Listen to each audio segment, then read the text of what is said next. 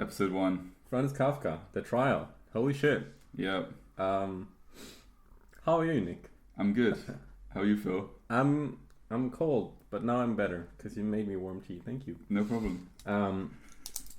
Yes, it's a very cold October day, and it's spoopy season. Said cold twice though. I said I'm cold, and the season is cold. Those are two different entities which have the property of coldness. Anyway, it is spoopy season, and we've read a somewhat spoopy book this time. I thought it was spoopy. It was pretty spoopy, yeah. It has a very chilling kind of atmosphere throughout it, and the ending. Oh boy, the ending. Okay. Where do we start? Should we summarize? Strap quickly? yourselves in, guys. Right. Yeah, we'll start with a summary. With a summary of the book. Okay, so yeah, Trial by Franz Kafka. It begins with the protagonist, Joseph K. He wakes up in his house, and there are people there to detain him, I suppose. Right. Like police, not really guards of the court, officers of the court, but they're kind of unofficial. Yeah. Like they don't have ID. And he does he ask them for ID? I don't think he does. I don't know. But they don't they just assert their authority, and it's not really clear who actually hired these guys, right? Yeah. But yeah, very very kind of Metamorphosis style opening, right? Yeah. Waking up and finding yourself in a right strange predicament. Yeah, this guy, he just wakes up, presumably he's innocent. And all of a sudden, all this shit is just thrust upon him. Yeah. Out of nowhere.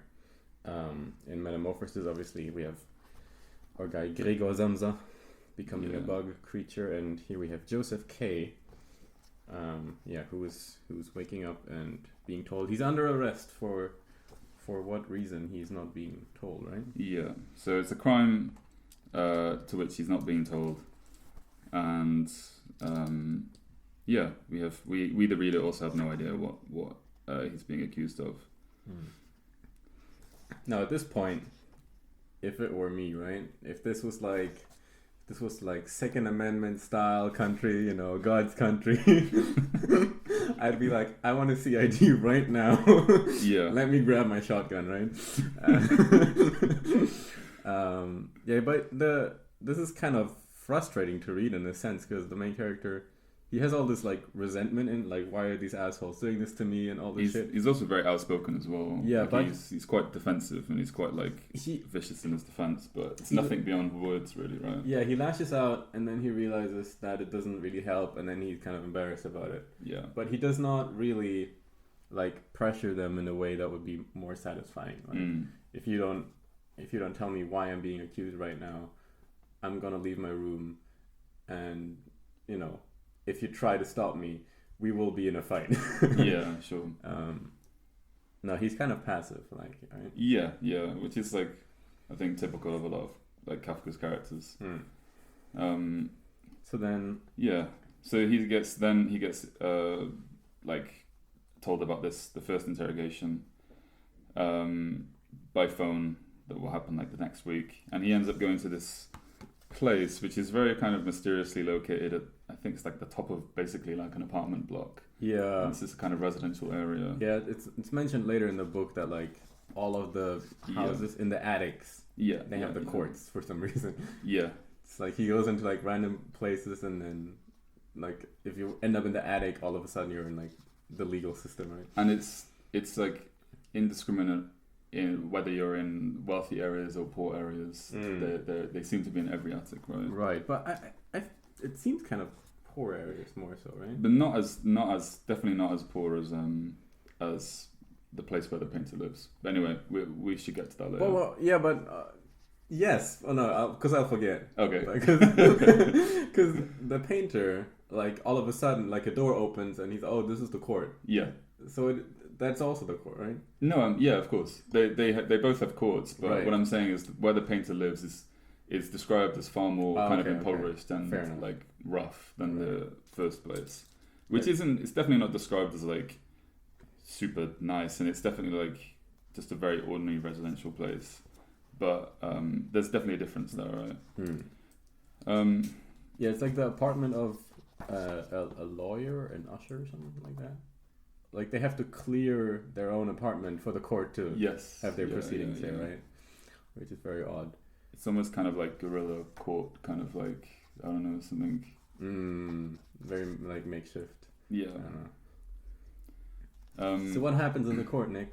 So he, like, as far as I remember, like enters a room full of people who are kind of split on both sides, and kind of attempts to make his case, or rather, like, rather than it being him being interrogated, he has this huge, like, sprawling, like, dialogue where he, like, tries to call out how ridiculous this whole affair is, and how kind of like, and there's this really, like, nice description, which I think, a description of his speech, which is, like, very, very sensitive, where he describes, like, I think it's just one side of the room responding well to his speech, and, like, the sense in himself that he's doing well, and, like, which I read in the Stoker as well, one of his short stories. Like, he's got this really interesting, like, attention to detail when it comes to, like, arguing, self-reflection, and, like, not just self-reflection, but, like, I guess self-reflection, but more like self-consciousness within a conversation with other people, especially when you're trying to persuade them. Right. So, like, an awareness of how well he's performing, for example. Yeah, that's kind of a big part of the book, actually. It is, with most characters. Yeah. Okay.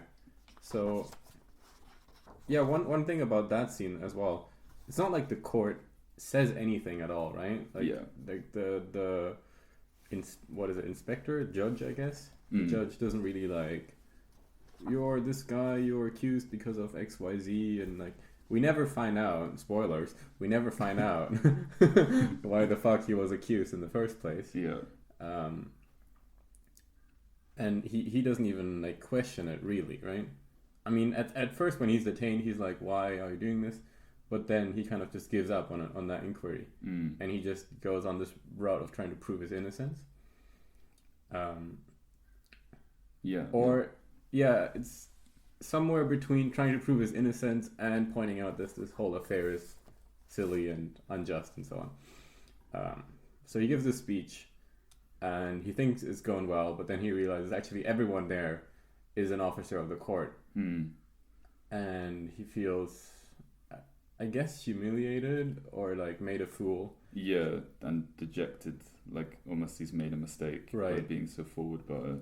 And as he leaves, there's this, okay, now this is another big theme, the women in this book. Yeah. There's this woman, she's the wife of the lawyer who is renting or offering his room to the court. Yeah. Right? So basically the room they're in is the apartment of some guy, and his wife has to, like, help with the court proceedings. And she kind of seductively, right, talks to him. Yeah. All the women in this book, there's this weird dynamic where it's immediately sexual. Immediately. Right? Like, yeah. I don't know if it's not even like the way he is towards them, also that as well. Yeah. But yeah, there's immediately, like, a sexual dynamic to them, and, like, he has all these fantasies of, like, taking her and running away with her. Yeah. Even though he just met her, and she's, like, trying to offer him, like, informal advice. Like, somehow she knows about the court proceedings. Yeah. She has some inside info.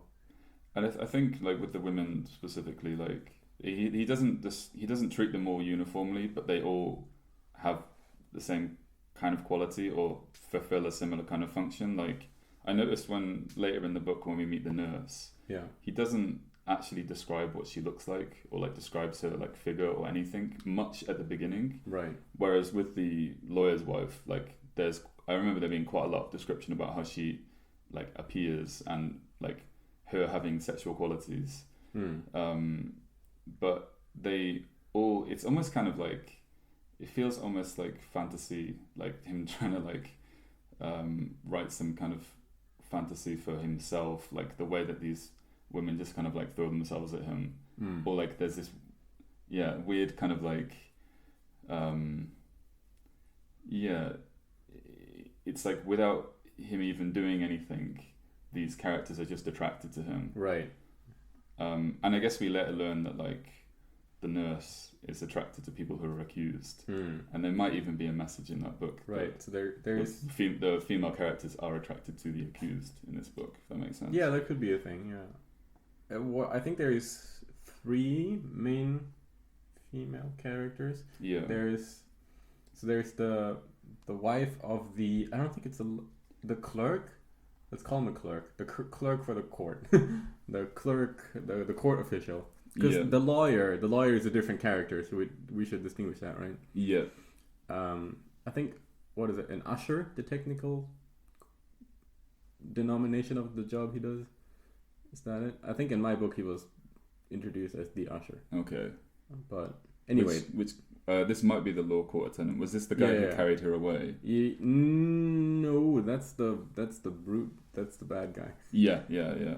So anyway, there's the wife of the guy working with the court. Yeah.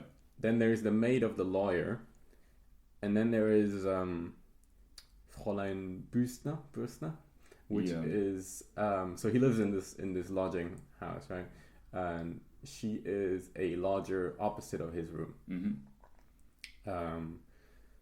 And all these 3 women seem to have some kind of information of the workings of the court. Yeah. They're kind of string pullers in the background almost. And they're all sexualized. And he tries kind of to get like in on all of them, but then immediately he realizes that, they have sexual relations with many men. Right. Like they're all kind of, I wouldn't say liars because we don't know that for sure, but they're all deceitful and unfaithful. Well, the wife of the lawyer is clearly described as deceitful, like right. when, or at least it's like made much more explicit than with the others. Like when she gets carried away, and he describes the feeling of being deceived, and her.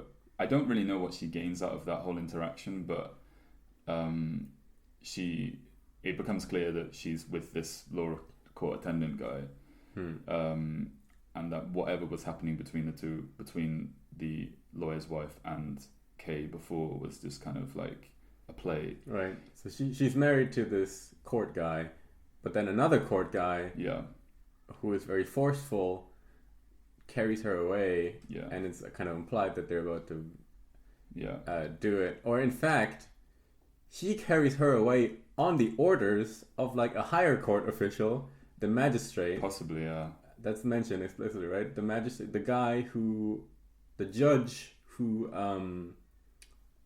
led the first trial, or the first proceeding rather. That guy was interested in her, so he ordered the other guy to bring her to him, right? So she's like already involved with 3 guys, and immediately she's also like flirting with our main guy, Joseph K, right? And all the women are almost like the same character, or either have like a very similar dynamic. They do, like, for sure. They're all written in similar ways, right? And there are distinct differences, like. So, what should we call this character? I can't remember how she's referred to in the book. I don't know if she's ever introduced by name, but we can just call her the wife, because I don't think there's anyone else who's married female, right? So the wife is like clearly quite deceitful,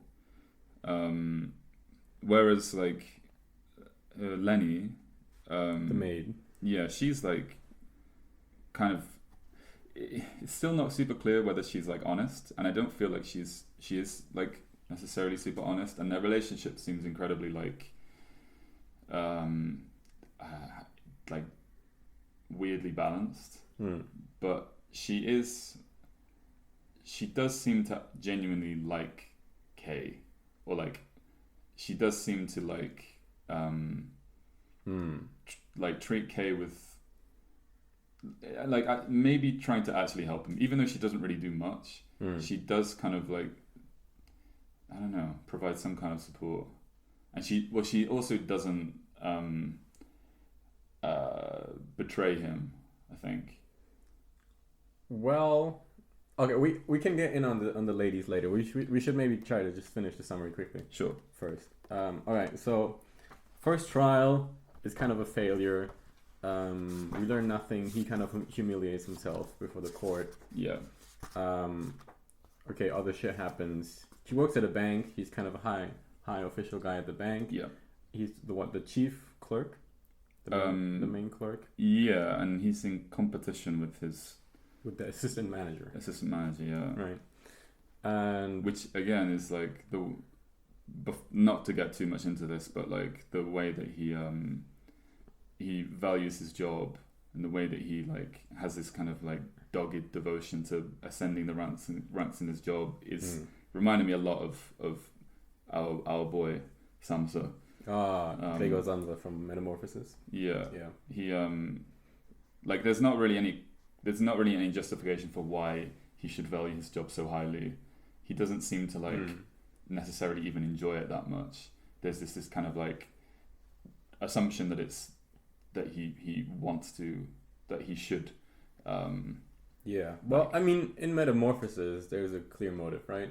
Yes, the guy has to pay off his family debt. But even then, there's a kind of, I'd say that there's like still a pride beyond caring for his family and that.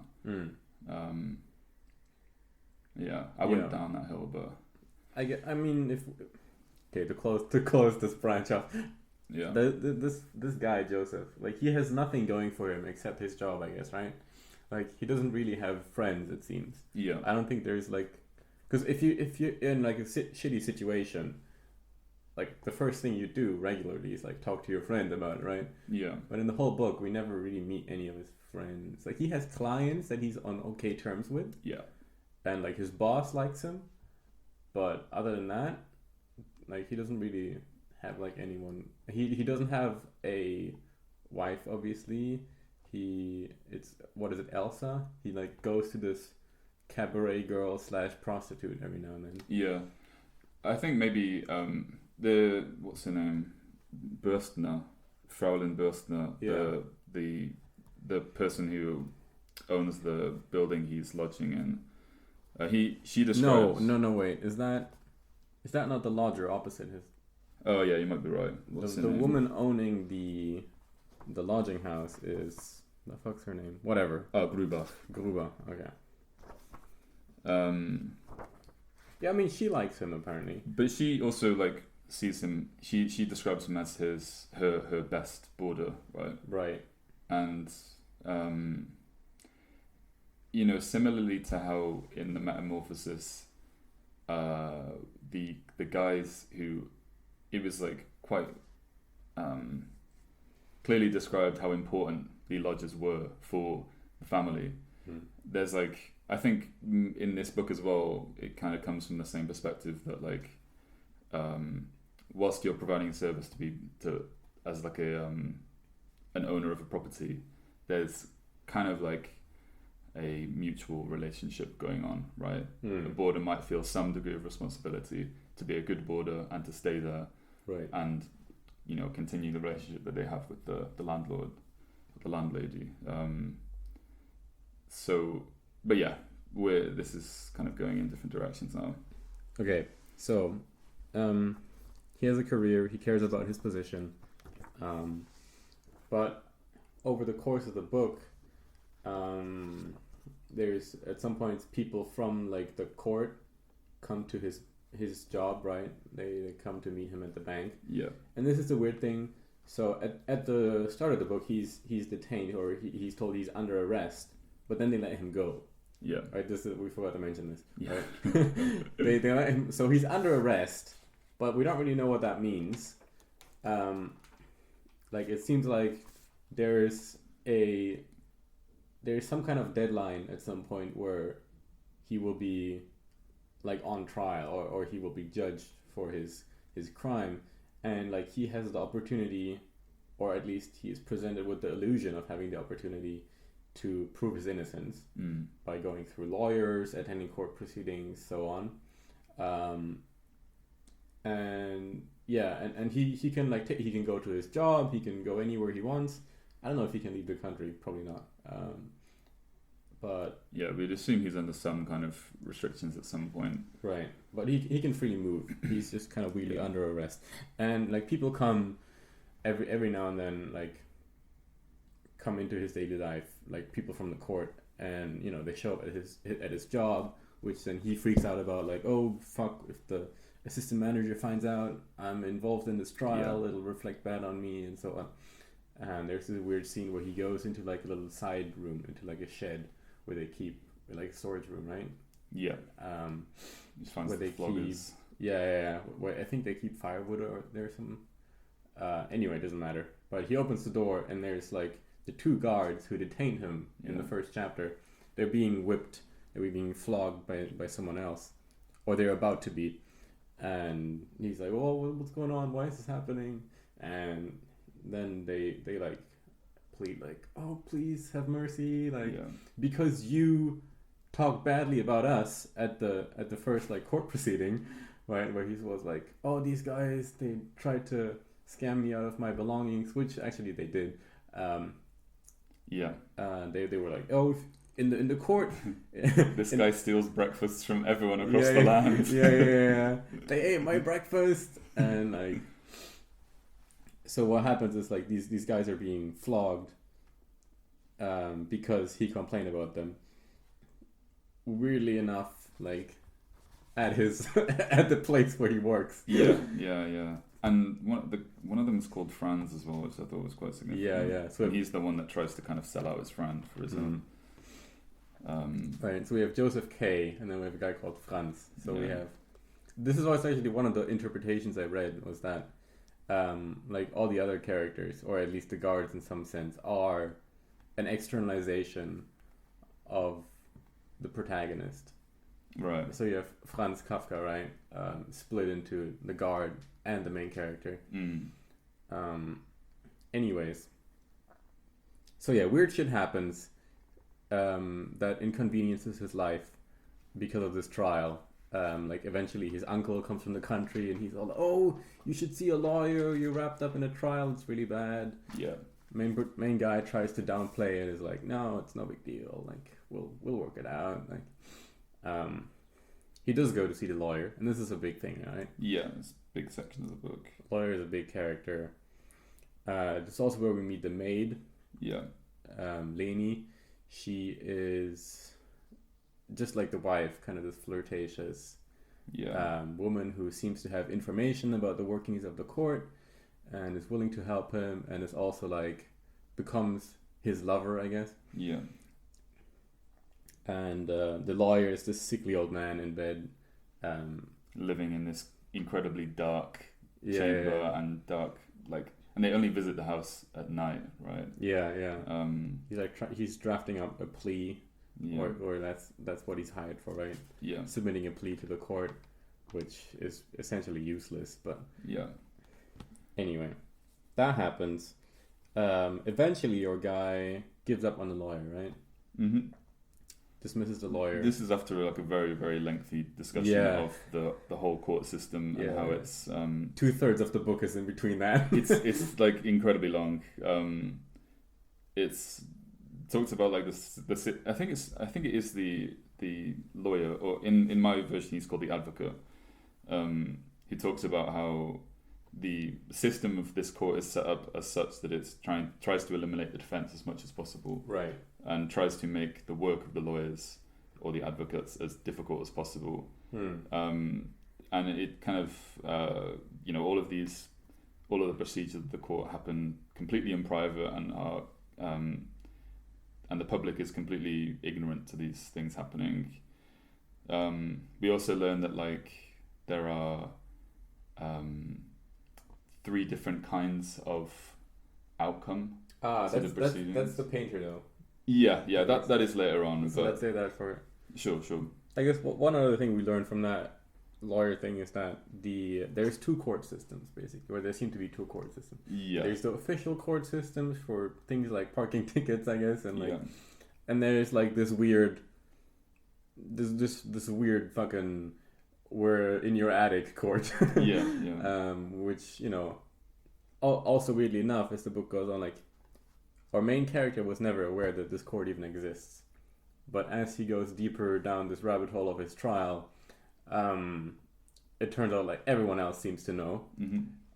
And it's everywhere. Like, it's in every fucking attic, and they're like, people he has known for a long time are apparently aware of this court and so on.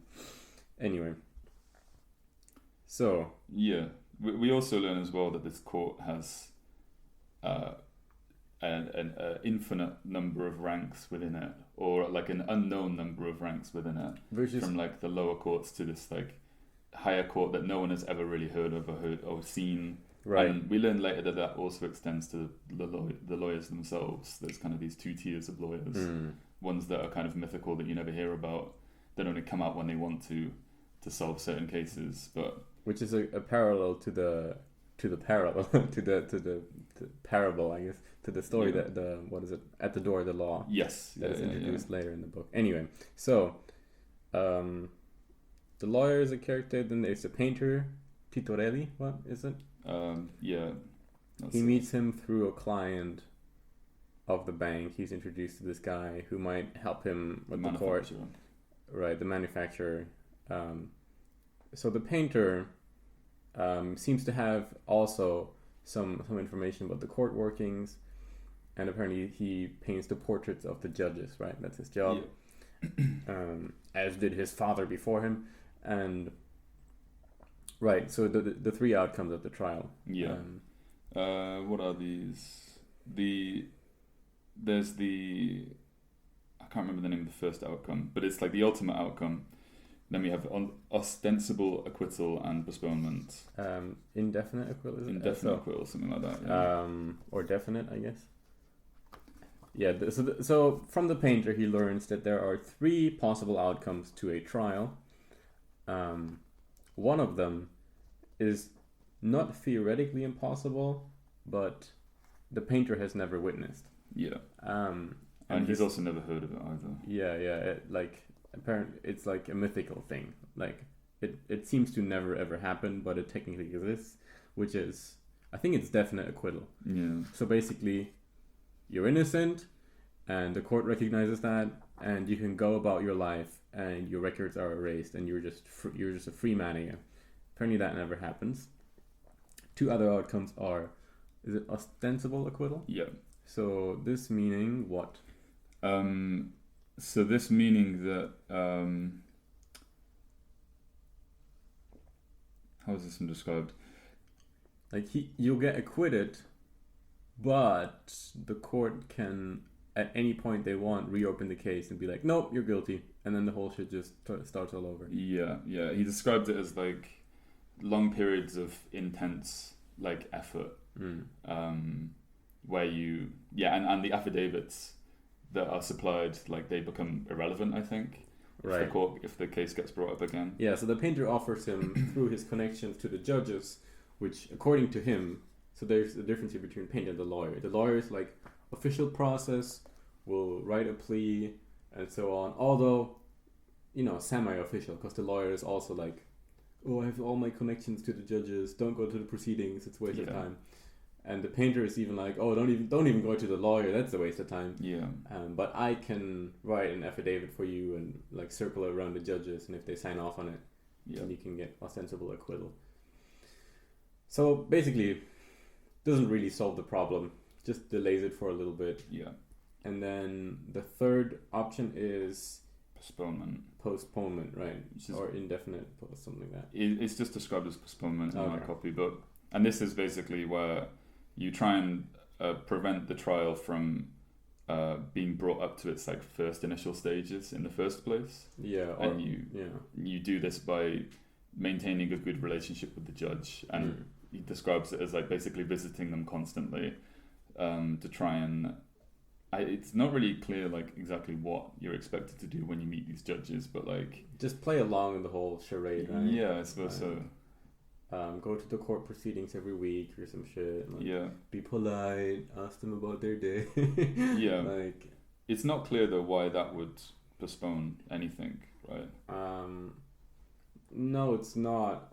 I guess from the lawyer perspective, there is an idea here that the courts and the lawyers are in this whole scam together, and the whole point of the entire system is just to like make people like engage their time and their assets, their finances, I guess, into this like completely imaginary charade, right? Okay. Yeah, cool. Okay, should we get to so we have the two important chapters, I guess, to mention as well. There is the chapel. Yeah, we also have the commercial traveler before that. So where we meet Block. Right. Kay goes to the advocate's or the lawyer's house to basically fire the guy, and he meets a commercial traveler who's, we find out, had a case opened against him for the last 5 years. Yeah. He's very proud of this, right? He's very proud of it. He describes having like 5 different advocates working for him. And at the point where Kay is just like, I'm going to drop this guy and do this by myself. There's this interesting moment where like, this like really beautiful detail where Kay describes like, Kafka describes like Kay finally telling Lenny and Block that he's going to fire, or he's going to stop seeing the advocate. Yeah. And then basically rushing through the door with Lenny like grabbing at his hands and stuff to stop him from going in. Yeah. And then there's this kind of like almost kind of boss battle like between him and the advocate. And we also then Block comes in, and Block is like basically subservient to this lawyer. And Block, I think there is supposed to maybe like plainly like to represent where Kay would be in 5 years, being like reduced to this creature that lives under the stairs, that is described as like incredibly ugly and like pitiful, right, and like super subservient in the face of this lawyer who is supposed to be taking his case for him, and is obviously taking this guy's money. I mean, there's 2 shocking things about this whole episode. One is that this Block guy, right, is kind of a like terrible example of how Kay could end himself, right? Subservient to this whole system, just groveling in front of the lawyer, making a fool out of himself. And the second one is that even though this Block guy is super ugly and doesn't seem to like have anything going for him at all, like he basically like destroyed his business trying to finance his trial, and he is very short and ugly as is described multiple times. But still, the maid Lenny, who Kay thought was his girl, she still apparently, even despite denying it multiple times, she is still fucking that guy. And apparently a lot of, like, basically she's fucking all the clients of the lawyer. Well, that's when we find out that we found out from the advocate that she likes, she finds accused people attractive. Alright, I'm going insane. So in my book, he's called the lawyer. In your book, it's called the advocate. We should... Let's say lawyer, because lawyer's maybe easier to... and actually, I don't know. Advocate, I think there's like... Advocate's a bit more interesting. I'll go with advocate. Yeah. Okay. So the lawyer... Attention, everyone! The lawyer shall now be denounced as the... what is it? Advocate. Can't even say it. This is a problem when you're reading translated texts. Okay. The advocate. Okay. We can come back to this later. I want to finish the summary. Cathedral. So, Cathedral, basically, Kay is tasked by the bank manager to show this Italian guy around town, or to show him the cathedral. Italian guy never shows up, and instead he's engaged in a dialogue with this priest at the cathedral, who turns out he is the priest for the convicted, or something. Yeah, he's described in my book as the prison chaplain. Right. So anyway, the priest is also fucking with the court. Yeah. As apparently everyone is. Anyway. here we get introduced to the famous parable at the door of the law, which I think we can come back to later. Yeah. Let's just leave it at that. There's like a story, and then both guys go like, "Oh, I see. This is a story." Yeah. And then, okay, ending. We need to get this out of the door. Yes. The ending. Okay. Some time has passed between all of these events. Like at the, in fact, even between the episode at the Advocates and the Cathedral, there seems to be some time passed. I think about a year, right? In total, there Like is in a year, total, yeah. yeah. But it So- seems to always be in autumn, which is weird. But yeah, in the Just end, like right now in real life. yeah, exactly. In the chapter, the end, again, Kay, I think he is woken up again, and it's it's the evening of his 31st birthday. He gets visited by 2 guards, and they arrest him. They hold his hands and walk him down the street tightly, and they basically lead him to a quarry where they murder him. And I don't know how much detail do we want to go into? We could read like the last 3 sentences or something. Sure. Yeah, the ending. Okay, the ending of this book. Okay, let's just reflect on the ending later. Let's get this Sure. one. But yeah, this was pretty shocking / epic. Yeah. So he describes being like laid up against a rock by these 2 guys at a quarry, and they pull out a big butcher's knife, and he looks around and he sees in a building near the quarry someone opening the window of opening up a window and kind of trying to not throw themselves out, but trying to like push their arms out and stretch them out, and I guess get the attention of this person. And he's wondering who this person is, and he's reflecting on where is this court that he's never seen, what was his verdict, and all of this. And then the final lines, he raised his hands and spread out all his fingers, but the hands of one of the partners were already at Kay's throat, while the other thrust the knife into his heart and turned it there twice. With failing eyes, Kay could still see the 2 of them, cheek leaning against cheek, immediately before his face, watching the final act. Like a dog, he said. It was as if he meant the shame of it to outlive him. And that's how it ends. Damn. Okay. There's Drama. There's so much about this ending. There's so much to say about this fucking ending. Yeah. First of all, it's very short, right? It's by far the shortest chapter in the book, and I think one of the most shocking and at first when reading it kind of frustrating things is that the whole book, Kay is trying to revolt against the system.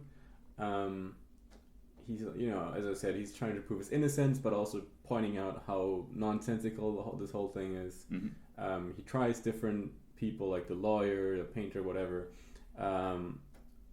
Ultimately decides to take things into his own hand.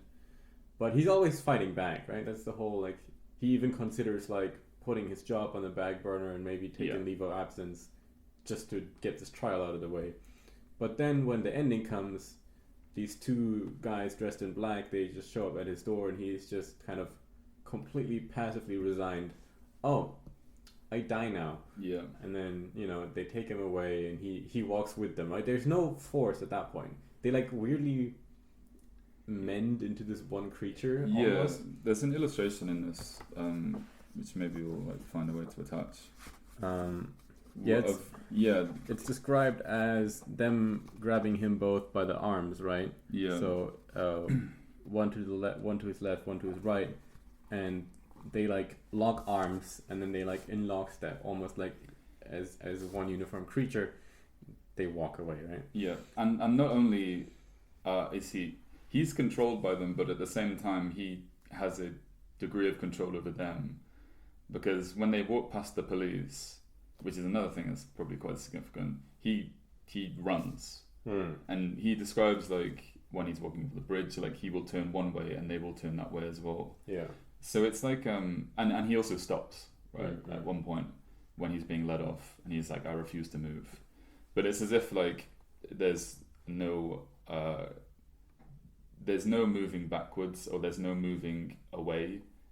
there's only one direction that these people will go in, and that's towards this quarry, towards being killed. It's a kind of complete resignation to his whole fate, and he's not trying to like actively fight it.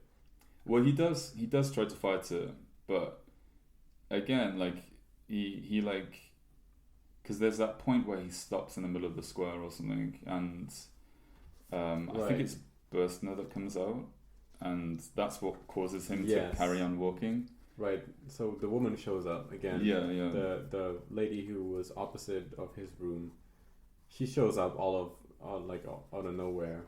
She hasn't been in this book for like, if we're talking like time units in the book, probably like 10 months. Yeah. And all of a sudden she shows up, like, the women in the background controlling this whole affair, right?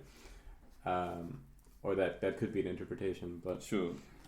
I think in this case, like, it felt like as if he was like afraid of looking like undignified after seeing this woman coming out. That could be it. But it's like, and it kind of feels like, I can't remember where else I've seen this in like Kafka, but like submitting yourself to something, to really, really awful consequences. I mean, this is like the metamorphosis, I guess. But yeah. Like submitting yourself to awful consequences just to save face in a social setting. That makes sense. So like, that's kind of how I interpreted that. Bürstner appears, she goes into the square, and he describes not even knowing if it was her or not. And he says, there would be nothing heroic in it were he to resist, to make difficulties for his companions, to snatch at the last appearance of life in the exertion of struggle. And then he just carries on walking. Right, but I think here the emphasis is not that he doesn't want to humiliate himself, but rather that all effort is vain. He's gonna die anyway. Like, if he struggles, it's only gonna make this whole thing more difficult for him and for other people. So, like, if he believed there was a chance he could survive this, I think he would resist, right? Yeah, I just think it's significant that, like, it's seeing Bürstner that makes him decide to walk, as opposed to like anything else. Okay, and then we got the last lines where, like, he goes along with this semi-willingly, even lies down for them and so on. The only thing he can't do is like kill himself with the knife, right? Yeah. So they have to do it for him. And then that is described as being incredibly shameful. So shameful that it will outlive him. I mean, he's dead, so it will outlive him. It's weird to end it on a note of like, that's the biggest shame of his life, is that he couldn't kill himself, that he couldn't relieve the court officials of their duty to kill him. Ah, I see what you're saying. Right. So the shame of not being able to kill himself would outlive him. The shame is not that he was convicted or that he's guilty or anything. Like, the shame is that he wasn't able to aid like the court process and like its last. It's kind of like his fucking Stalinist trial, right? Yeah, sure.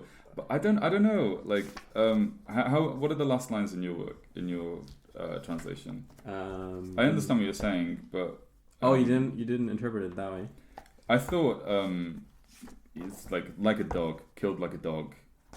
Like when when a farmer takes the dog into the back and shoots in the back of the head. Right. Yeah. Yes. And I want to go into the dog thing as well, but. And then there's a semicolon,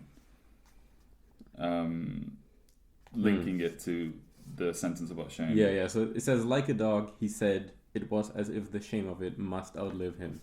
So. Yeah, it's referencing the killing, but then again, the killing, like, why is the killing like a dog? Because he didn't do it himself, because they had to do it to him, right? Sure. Like this whole... Okay, the dog thing, this has been burning on my mind. Yeah. I thought there was a lot of dog imagery throughout the text. Or even like in Kafka's stuff in general, like it seems the dog is kind of this disloyal, not disloyal, unthinkingly loyal, submissive creature. Right. Like, yeah. Metaphorically speaking. Yeah.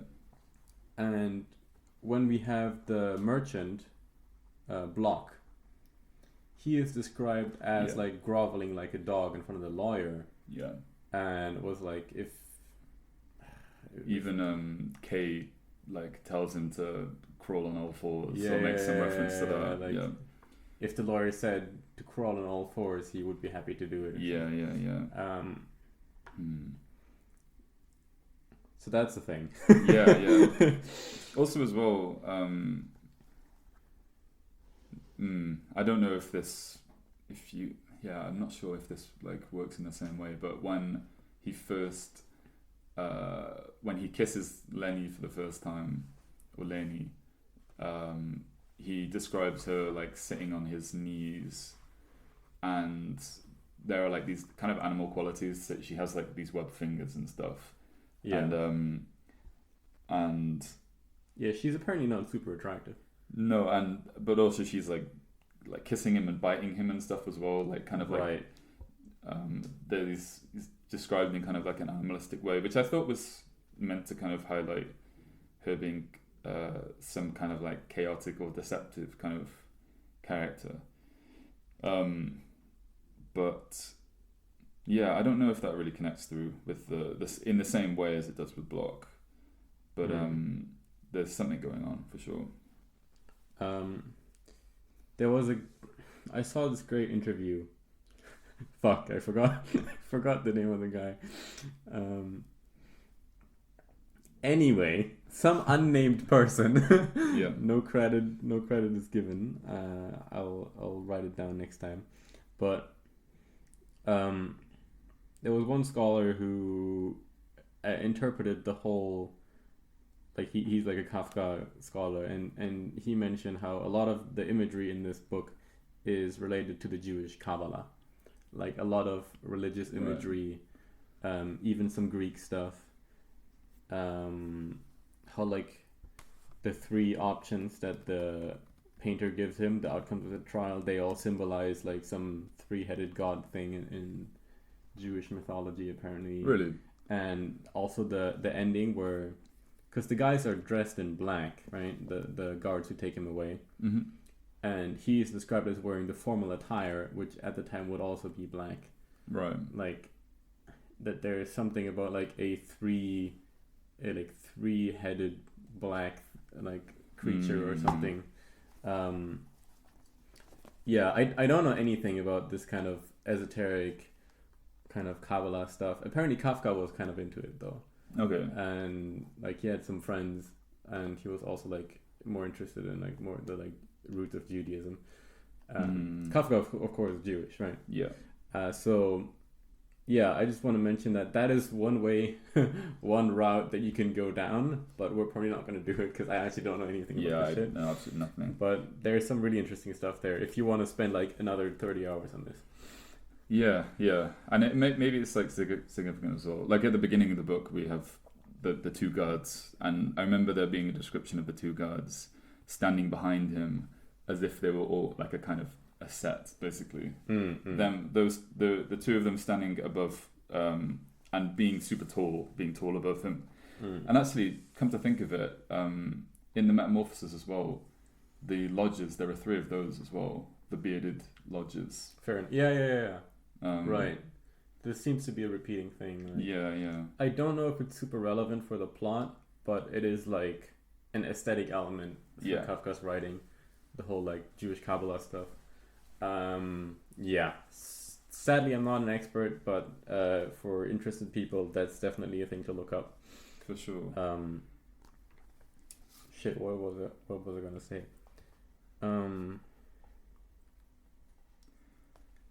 I was quite interested to talk about Titorelli, the painter, because the time that we, like my kind of first impression reading through this book, like I was like up until like the first half, I was honestly a little bit dissatisfied with the way the kind of story really evolved, and I felt like at least the very surreal elements of some other Kafka stuff that I've read felt kind of missing, or at least they weren't as, nothing was described in a way that felt like very, very disturbing and very kind of inhuman. But when we meet the painter, there's this like very, we set up, it's set up beautifully where we describe him like he's described like arriving in this this poor suburb,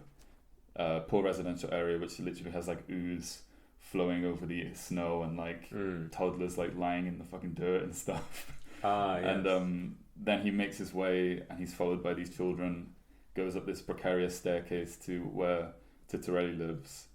And the way that like Titorelli is described, kind of like not moving in a human way when he opens the door and like flinging these children over his shoulders and stuff like this. Like the first character we come across in this book that has some kind of supernatural sort of like quality, or this kind of in himself rather than like in a setting. I think the Advocate's house is another place which has like, as a location, has a kind of quality like that. Yeah. But it was this guy who has this kind of like, it reminded me of the country doctor, the guy that tends the horses, the way that he's described, coming out on all fours and being kind of like animalistic, having these horses for brothers. True. On a side note, Country Doctor is another short story. Yeah. By Kafka, not a character in this book, but yes. Yeah. And it's a really great story as well. Yeah, it does have that kind of eeriness, I guess. Also, because it's snowing in both as well, I guess. Yeah, that kind of adds the whole atmosphere. The children, okay. Yes, we need to talk about the kids. The children, not just before we get to that, Silent Hill, the Titorelli's like place, the whole thing reminded me a lot of Silent Hill. Oh, really? Like, it's, I don't know. There's like this sort of weird industrial quality to his like where he lives. Yeah. Like he's in like this, functional attic which has no windows. It's like boiling hot in there. It's dark, and he's like very used to this like existence, which sounds incredibly miserable. Yeah. Oh, now that you mention it, yeah. See what I'm saying? That's a great image to have in mind. Yeah.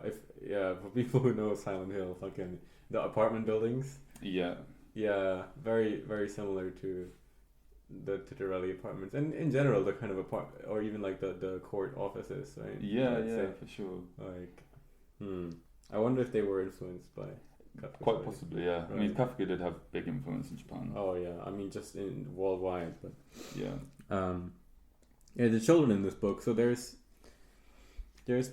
children described running around both where the painter lives, but also at the beginning where he goes to the court offices the first time, which he has to look for quite a while. Like they're hidden, right? He doesn't know what they're hidden in this attic, and there's just these children running around everywhere, kind of tugging at his pants and everything. I feel like there's a weird symbolism here with the children, which I can't quite put my finger on. Yeah. Like because the men in the book seem kind of to lose out. Like they're either like the court officials themselves seem very miserable. Like, they work in these super stuffy offices. Mm-hmm. They're like, I don't think they have happy lives.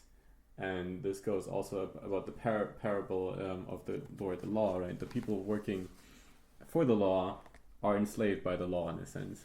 Yeah. And then the people not working for the law are also enslaved by the law. And then the women are in like a kind of classical patriarchal power structure sense, are, subordinate to men, whether it be the maid to the lawyer or the wife to the husband and the court officials. But they also seem to have some kind of dynamic where actually they know how things work and they like try to give little hints. They seem to like work within the restrictions that they live, and it's almost as if the restrictions that they live in like force these kinds of deceptive behaviors. Yeah, but the children, children they seem completely unencumbered by this whole thing. Yeah. And they almost seem like they're there because they want to be, in a way. Like they're all playing, right? It's never described that the children need to be where they are, or that they're forced to be by anyone.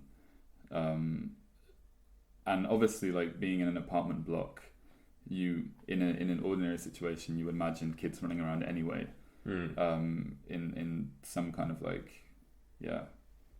But what I found interesting about the kids is that they describe Kay as ugly when he visits the painter, and which is the opposite of how the advocate describes Kay. Yes. As a and the maid as well, right? Yeah. Specifically the maid. As like a accused man. So like, and I don't know why. What it is about these characters being children that's like significant for their like opinion on Kay. It doesn't really fit into any kind of like ideas of what kids symbolize in stories generally. Well, it almost reminds me of the three transformations Nietzsche story in Zarathustra, right? Where the kids are, they have a kind of innocence about them. They're ignorant to this whole process. They're like uninvolved and they're free in a way. They can do whatever they please. You say they're uninvolved, but they do still belong to the court, right? They're described as belonging to the court. Okay, never mind about that one. Yeah. Actually, you're right. Yeah. So even the children belong to the court. Yeah. But which is never explained what that actually means. Yeah. It's exactly. just kind of mentioned. But that kind of makes it I found that quite insidious, like because up until then the kids don't seem to like do really anything other than, I guess, they do guide Kay when he visits the painter, and maybe they would have guided him had he asked them when he visited the apartment the first time for the first interrogation. Maybe their role is like as guides. But then if they belong to the court, does that mean that they have responsibilities? Are they like, do they have superiors? Are they superior to other people? Like, do they have like a specific role? Yeah, I don't know. It's really confusing, and I think it's like it's a good point with the Nietzsche reference, because we know that like Kafka was very he read a lot of Nietzsche, but yeah, it's hard to say like where that fits in here, because they aren't like, this like disconnected pure like thing that they are in Zarathustra. Yeah, I haven't solved the children mystery yet. Maybe someone out there knows, but right. Okay, before we go on like more deeper analysis of like the parable and maybe our impressions of the book in general, should we grab a drink? Yeah, let's have a break. Okay, drinky break. Be right back. Boys.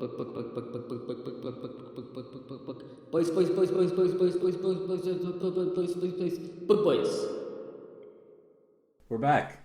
Hello. With a drink. We got a cocktail. Yeah, Nick made something. What did you make us? I actually don't know. It's called an Irish Boulevardier, apparently. And it's basically whiskey. We have blended whiskey. We just have cheap shit. Campari and vermouth. Basically in equal portions. In equal portions. Well, cheers. Cheers.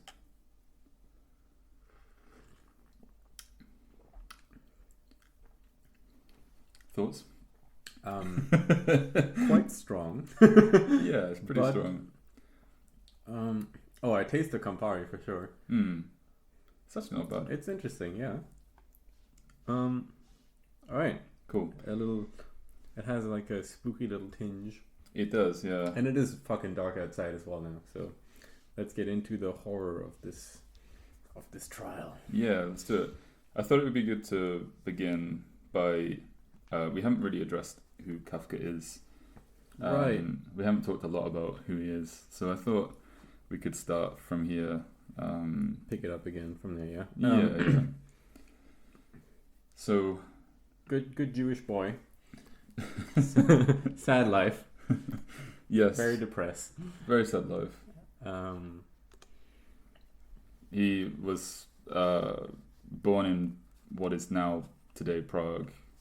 I don't know what was the region was called. It was Austro-Hungary or something at the time. Yeah, they spoke German, which is why all his work was in German, right? Yeah, he apparently was not.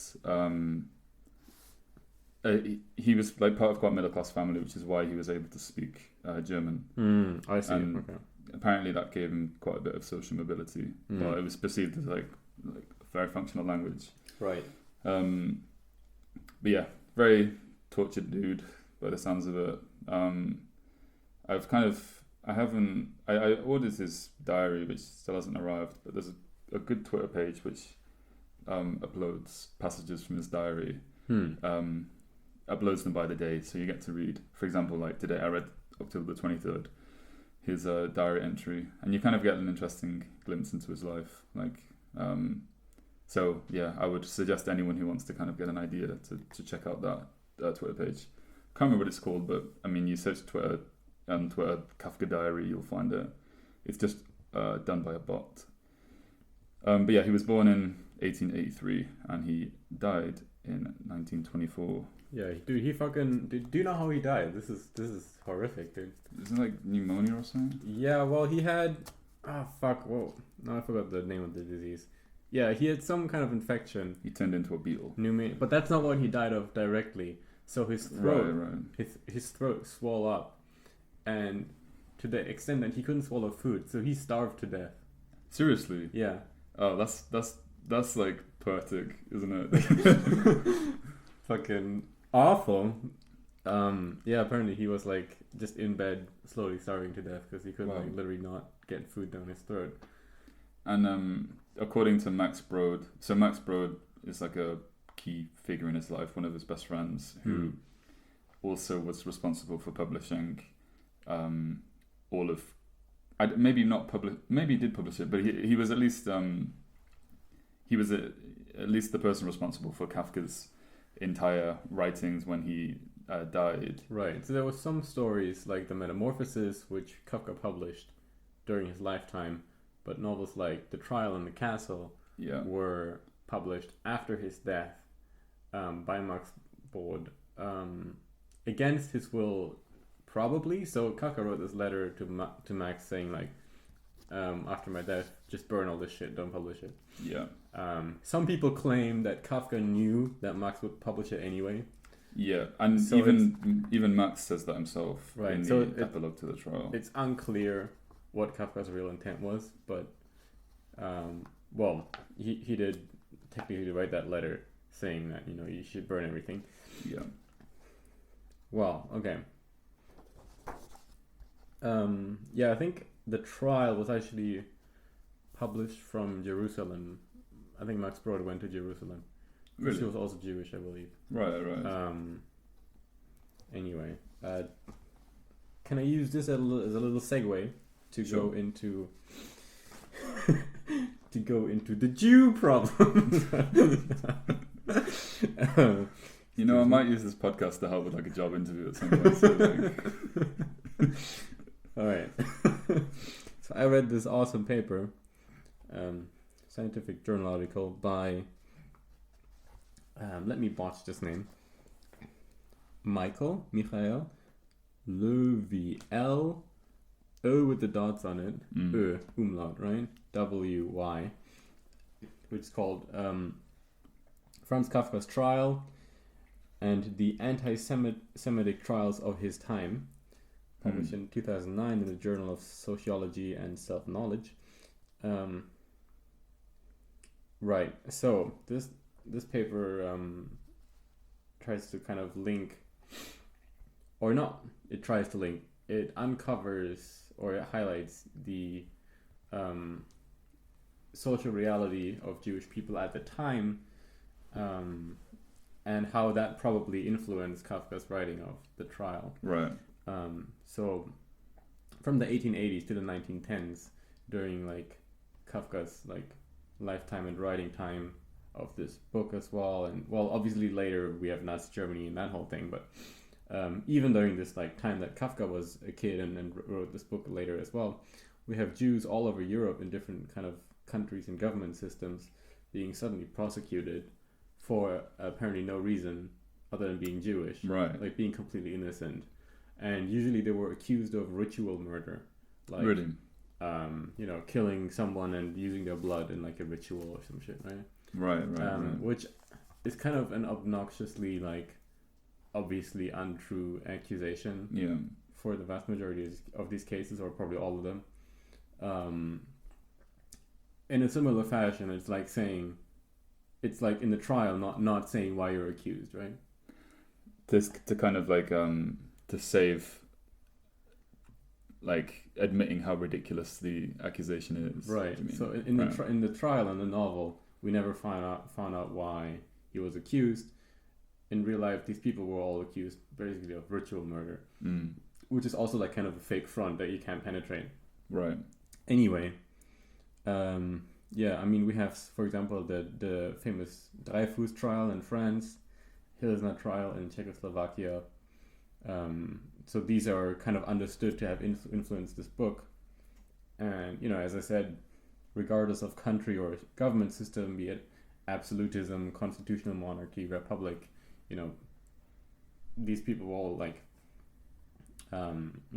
put on trial and often convicted even under capital punishment, essentially, for being Jewish.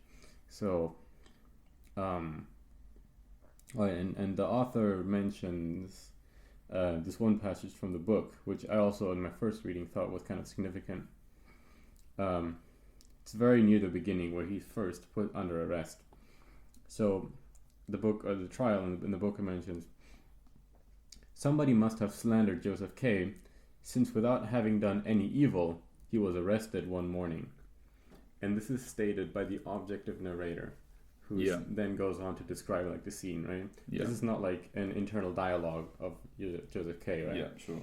So we have kind of established that Joseph K. is innocent, or at least he hasn't done any evil. I guess we could distinguish between doing evil and being innocent in the sense of the law. Mm-hmm. All right, you can break a law without being evil. Yeah. But yeah, and there's this idea of slander. Yeah, it's like a social, right? It's like we have like people, accusing like Jews and shit at that time, right? If you're under arrest, if you're put on trial, the idea is not what did you do. The idea is more like, well, who accused you? Sure. Who talked about you, right? Who's your enemy? Which we also never found out in the novel who actually accused Joseph K. All right. Then we have a big event is the Tisza trial, Tisza in 1883. So obviously Kafka was just a very. Was he even born yet, or that was the year that he was born? Oh, okay, fair enough. But so he didn't witness this personally, but later he read a play by Arnold Zweig, kind of reenacting this trial, and he wrote a letter in 1916 to his fiancée Felice Bauer, mentioning that like reading this play, it affected him so much, like he had to weep, like take a break and weep on his couch while reading. And he said, "I haven't wept in years," and this is also the only instance in all the like documents about Kafka and all his memoirs about weeping at all.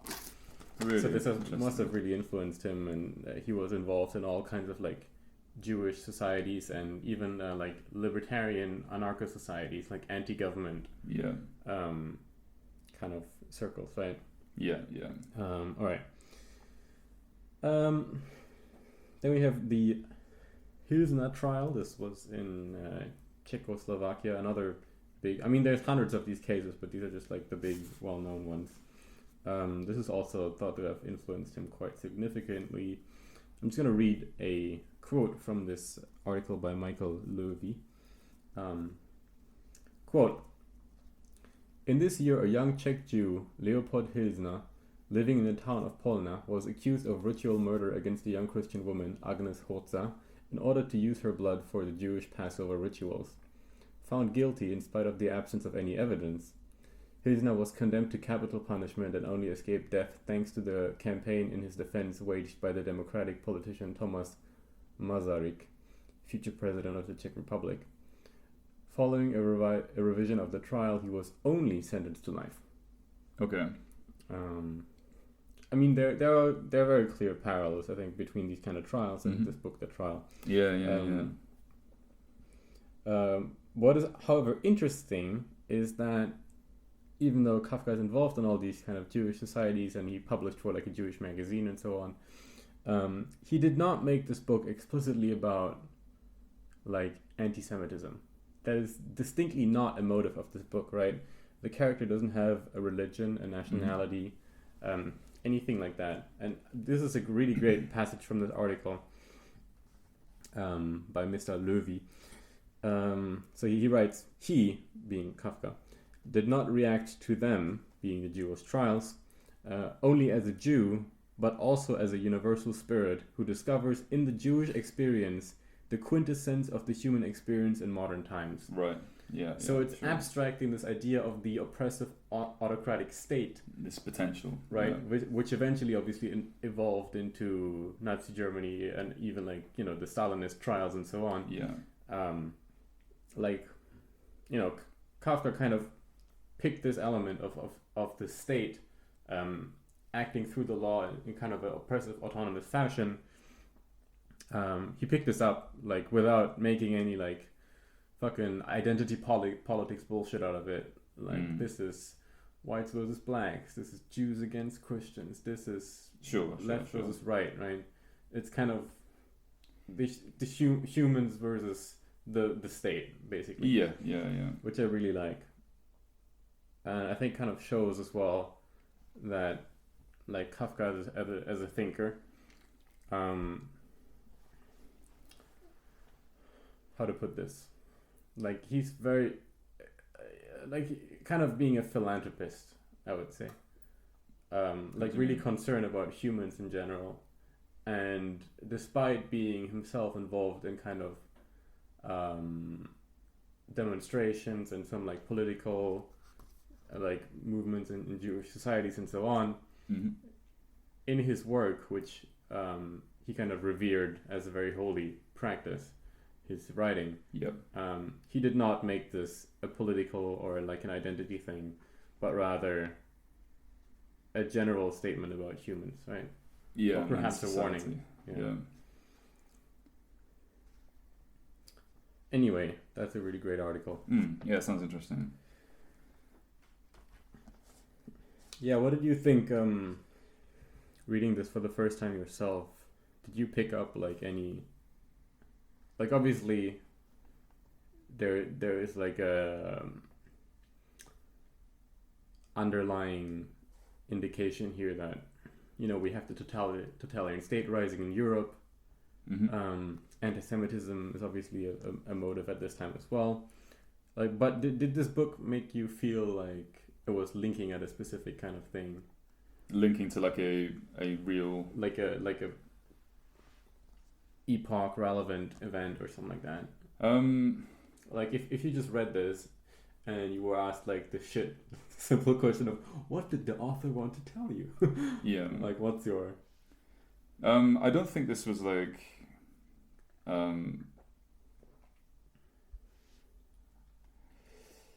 don't know, it's like I think it's very relevant, like the depiction of bureaucracy and like I think that's one thing that I would say is like transcendental about it, or like that's one thing that kind of like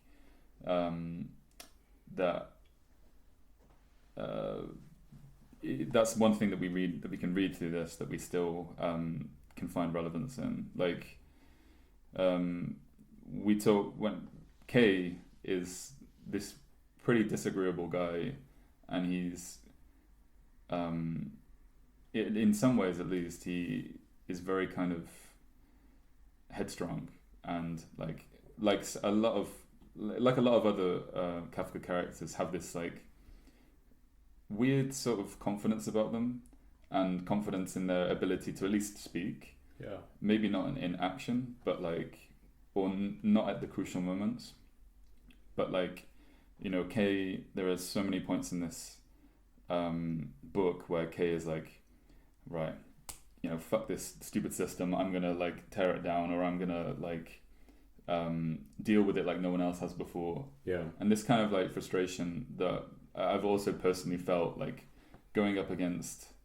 Oh my god! Yeah. Just like very painful, like especially like in Japan, like painful and seemingly completely irrelevant bureaucratic systems. And yeah, I'm so eager to get into this. But like, and it's so like, it seems like a natural response for a lot of people when they come up with things when they come across these kind of walls, is to be like, I want to tear this thing down, or I don't want to go through this system that I'm trying to be forced into. Yeah. But often in trying to do that, you end up getting bound up anyway, or there are crucial points where you falter in your action, which make you have to submit, or you know, there is just no way of going through it. Yeah. And this gets bound up with social factors as well, like how you're expected to behave around other people.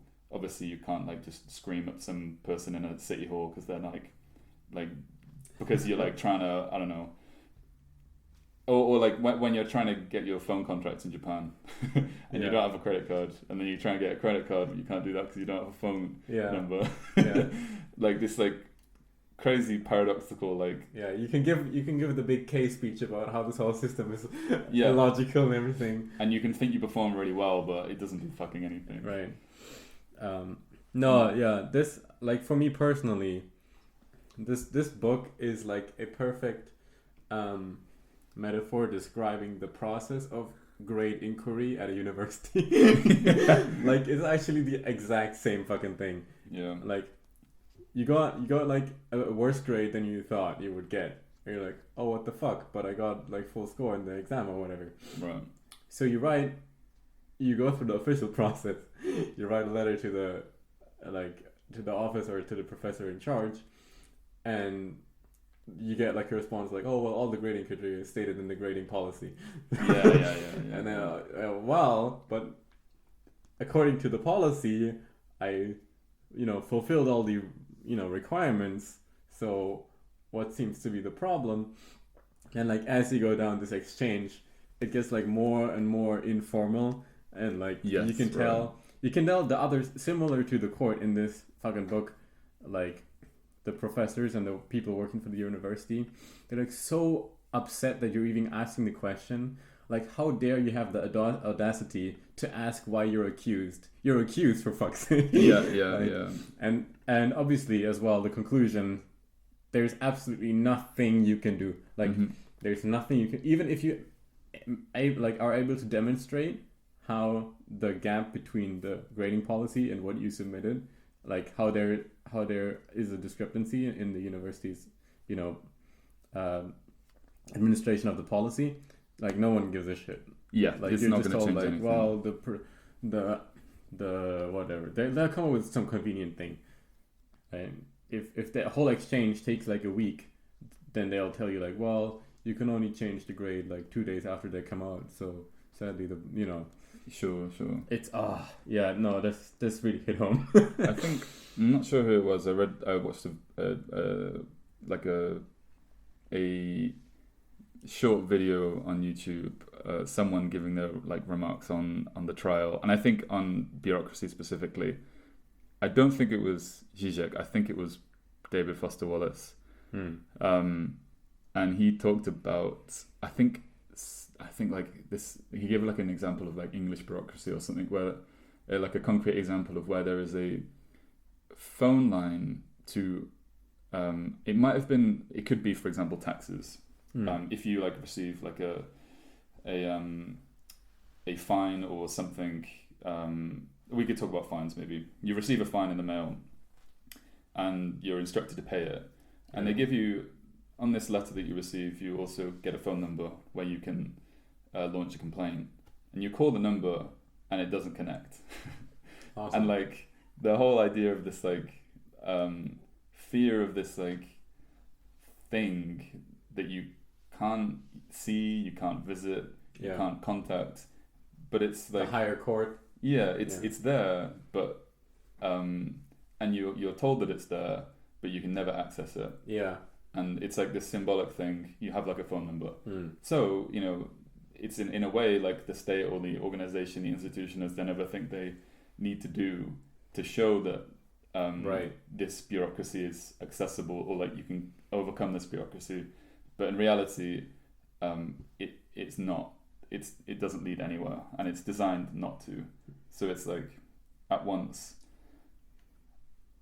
you are shown that it is possible to do something, but in reality you actually can't do anything.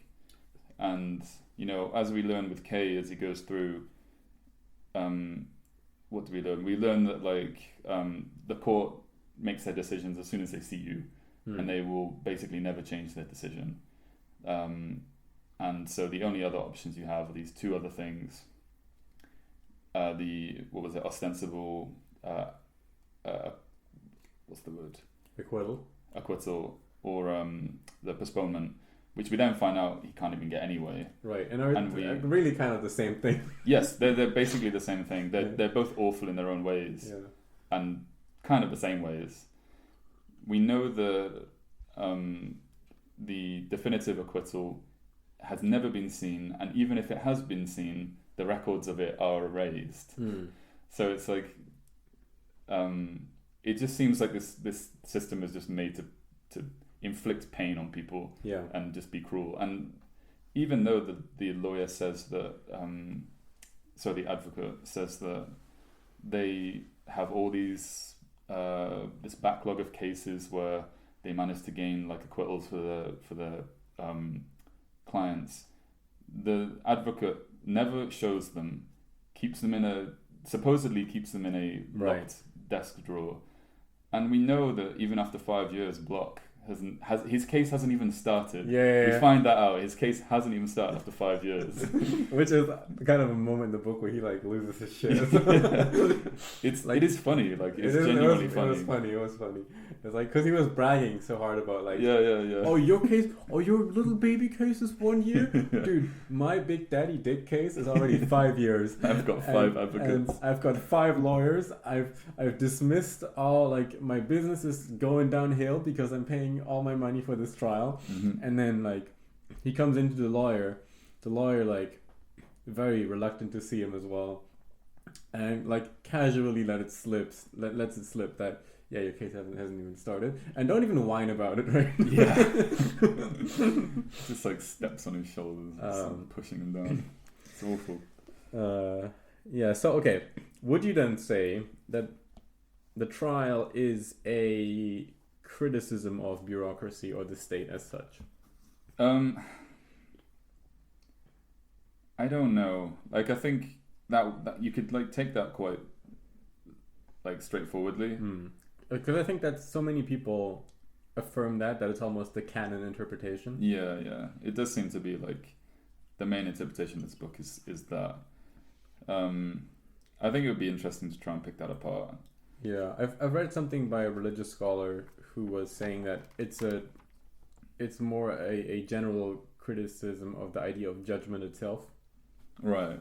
Like who are like in order to be able to judge someone, like certain criteria have to be met and so on. But that goes again into this whole Kabbalah stuff, which I. But no, it's a good point. Like I think this seems to be like you could think of this as like an abstraction of just a quarrel that you have with someone. Like someone talks some shit about you, someone spreads some lies about you, and suddenly another friend that you have thinks ill of you, and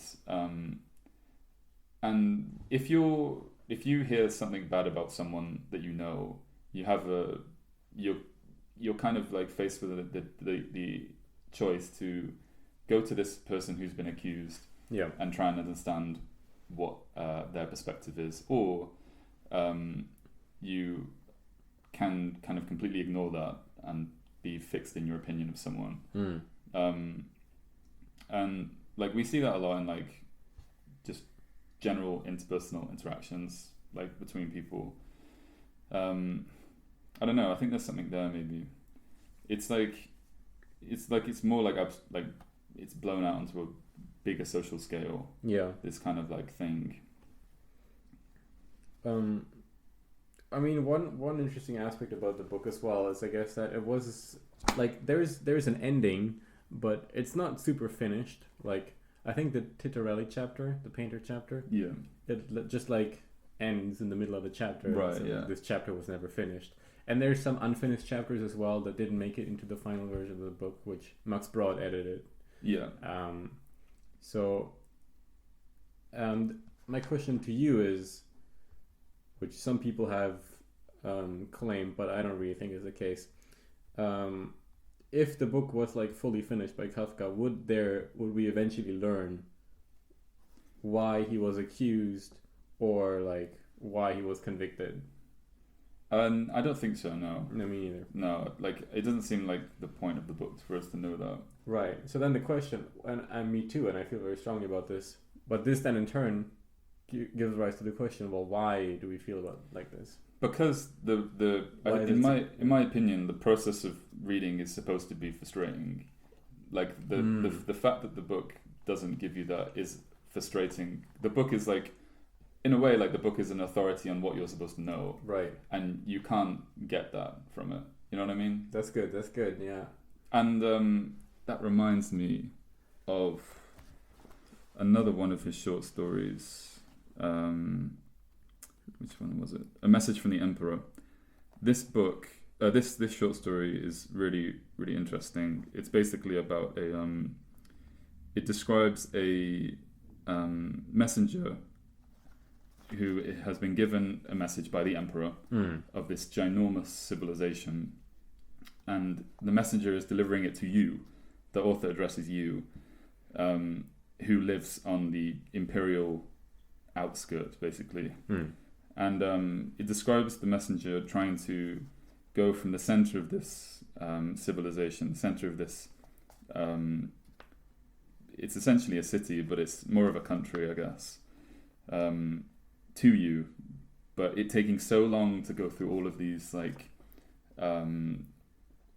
different buildings and different towns and different cities, working your way through all these castles and stuff to try and get to these outskirts. The messenger never actually reaches you, and and so not only in this book, in this short story, the message from the emperor never reaches the person in this book who is addressed as you. But you also never know by just reading this what it's supposed to mean. If that makes sense. There's like this kind of meta thing going on. And it is funny as well. And it's also incomplete, like intentionally so. This short story is incomplete, but as well, like the trial is also incomplete in that sense.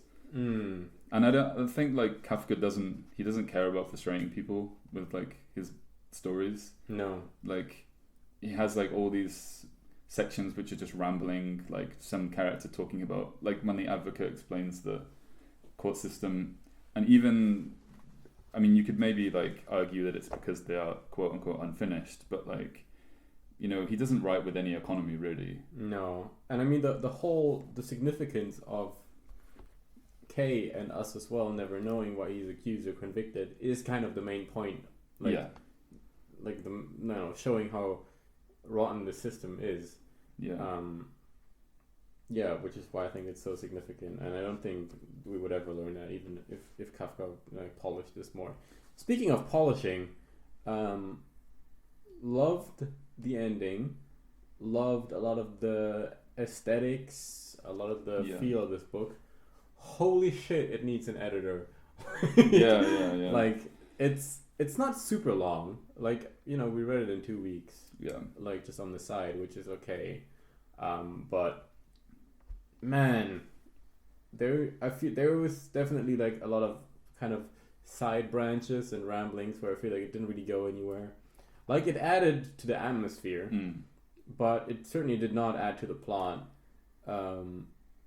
Like and even if you look at the unfinished chapters, there's like one where he like confronts the assistant manager of the bank and stuff, like all these like little side things about his life, which feel like they're really not going anywhere, but we're just kind of learning how the court has infiltrated his everyday life. I disagree with you for two reasons. Okay. First reason, I think like generally books can be like rambling and they can be like unfocused, but I think more and more, like especially after reading a lot of Kafka, I've become much more like sympathetic or like much more appreciative of stories that aren't super economical with the writing. Right. Stories that don't like hyperfixate on this. There needs to be, you know, this character has to have a name that doesn't sound like any of the other characters' names. Fair enough. Or like this character has to serve a pure like, has to have a like real seed of like meaning and function in the story. Purpose, yeah. Like, and I don't think that's like coming from an aesthetic angle, but from like talking about the themes of this book specifically, Max Brod talks about this in the epilogue. He says like no matter how long this book ended up being, it could be infinitely long, right? Because we could explore this idea of this court and this bureaucracy infinitely, because there is no end to it, if that makes sense. So you know, then it's a question of how short do you make it, and I don't know.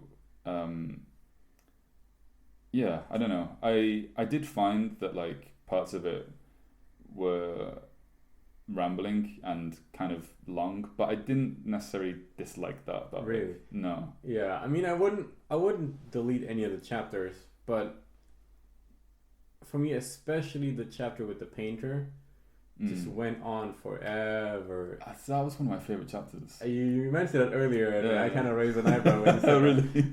I really liked the beginning and the ending, but I felt very like meh about the mid part. Yeah. I mean, overall, like I keep a little note on my computer with all the books I read, and I gave this one a 3 out of 5, which, because I'm a very harsh critic, and my book is like a very good score, actually. Yeah. So I really did enjoy the book, but I think it could have been a bit like more harshly edited. Sure. Without taking away from the overall atmosphere of the story. Yeah. Okay, should we finally get into the fucking, arguably, beside the ending, the main thing of this book being the parable of At the Door of the Law? Yes. This is a big one. Maybe you could just read the part, because it's really short, right? Yeah. It's only 2 pages long. It's like, yeah, and also, so this story actually was published during Kafka's lifetime. So the book, The Trial itself, was not published during Kafka's lifetime, but this story was, I don't remember if it was like a magazine or like a newspaper thing, or it was published in like a short story kind of collection, but this did reach the public earlier, and it's arguably one of Kafka's most famous writings. I can tell you that this was published as part of A Country Doctor, the series A Country Doctor, which includes The Country Doctor. Right. Okay. And it was written apparently between late 1914 and early 1915, which was like kind of slightly early Kafka career, I think. Right. Writing. Well, it's also the same time he wrote The Trial, no? Yeah. I think so, yeah. And okay, so to set the scene, this is a short story or like a parable that the preacher in chapter 9, very toward the end of the trial, tells our main guy, Joseph K., and then they kind of discuss it, like the significance of it. Yeah. All right. It's also just to, before we get into this, there's another short story which was a unpublished chapter called A Dream, which we have read it, but I can't remember what this was about. Maybe we can circle back to that at some point. Anyway, so at the door of the law. Outside the door there stands the doorkeeper. A man from the country comes up to the doorkeeper and asks to be admitted to the law, but the doorkeeper says he cannot admit him at the moment. The man thinks about it and then asks whether in that case he will be allowed in later. Possibly, says the doorkeeper, but not at the moment. The door of the law standing open as always, and the doorkeeper stepping aside, the man bends down to look through into the interior. The doorkeeper notices and says with a laugh, "If you're that keen, why don't you try to get in despite my ban? But remember, I am powerful, and I am only the lowest ranking doorkeeper. From room to room there are other doorkeepers, each more powerful than the one before. The mere sight of the third one is already more than I can even stand." The man from the country had not anticipated such difficulties. Access to the law ought to be available to everyone at all times, he thinks. But after a closer look at the fur-coated doorkeeper, at his great pointed nose and his long, straggly black tartar beard, he decides that he will in fact wait until he receives permission to enter. The doorkeeper gives him a stool and lets him sit down to one side of the door. There he sits for days, for years on end. He makes many attempts to be let in and wearies the doorkeeper with his requests. The doorkeeper often starts interrogating him in a small way, asking him about his home and about other many things. But his questions are of the apathetic kind that high-ups ask, and he always finishes by repeating that he cannot let him in yet. The man, who had packed a good deal of equipment for the journey, invests everything, no matter how great its value, in attempts to bribe the doorkeeper. The latter accepts all, but says as he does so, "I'm accepting this only lest you should think you've left some stone unturned." Throughout those many years, the man observes the doorkeeper almost without interruption. He forgets about the other doorkeepers, and this first one seems to him the only obstacle to his entering the law. He curses his ill luck, recklessly and out loud in the early years. Later, as he ages, only muttering under his breath.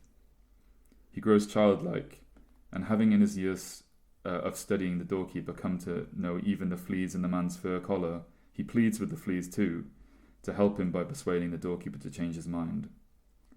Eventually, his sight begins to fail, and he does not know whether it is really growing darker around him, or whether his eyes are deceiving him. He does, however, now discern in the darkness a brilliance that burst inextinguishably from the door of the law. He has not long to live. Before he dies, everything he has learned in the entire time becomes concentrated in his head, into a question that he has not asked the doorkeeper hitherto. He beckons him to approach, for his body is growing stiff and he can no longer get up. The doorkeeper has to bend right down to him, the difference in height between them having altered very much to the man's disadvantage. "What do you want to know now?" the doorkeeper asks. "You're insatiable." "Everybody seeks the law," says the man. "So how is it that in all these years no one but me has demanded admittance?" The doorkeeper sees that it is all over for the man, and to penetrate his growing deafness, he shouts at him, "No one else could gain admittance here because this entrance was meant for you alone. Now I'm going to close it." That's it.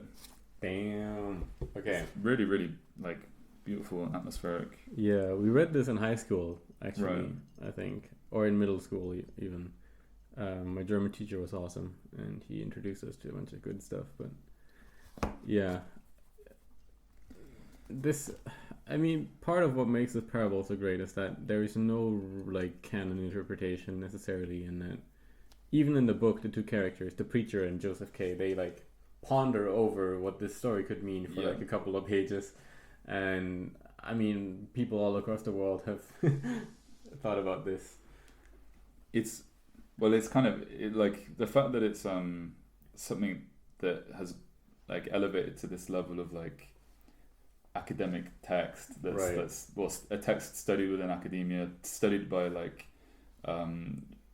religious people, studied by and has all these interpretations. It's almost as if it has some huge bearing on how people see the world within this book.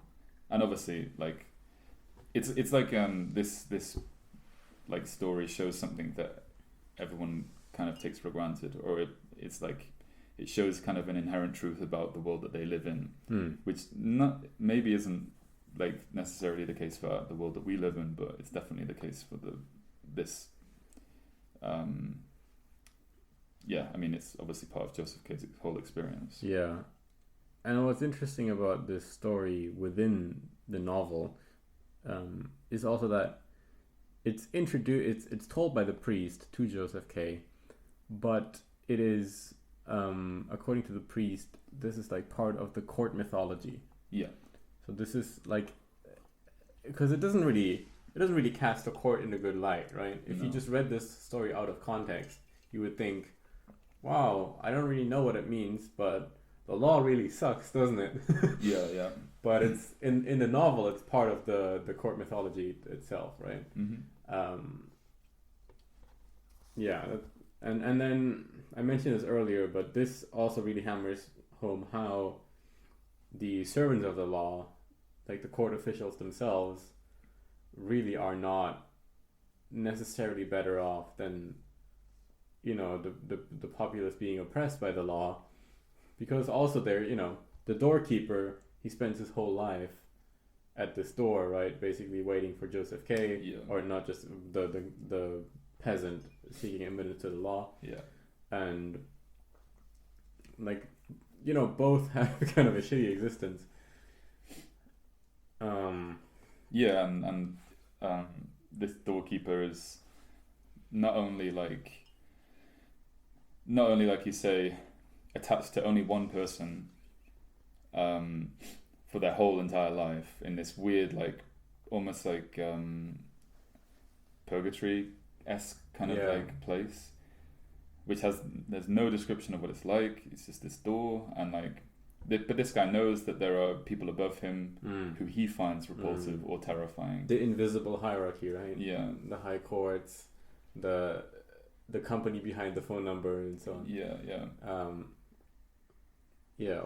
Dude, these fucking drinks you made us are good. Yeah, it's getting better by every sip. I still have some, but but there's a sense that, and like you say, it being part of this court mythology, like it's this unchanging part of how this thing operates, and it's like a critique of tradition, essentially, right?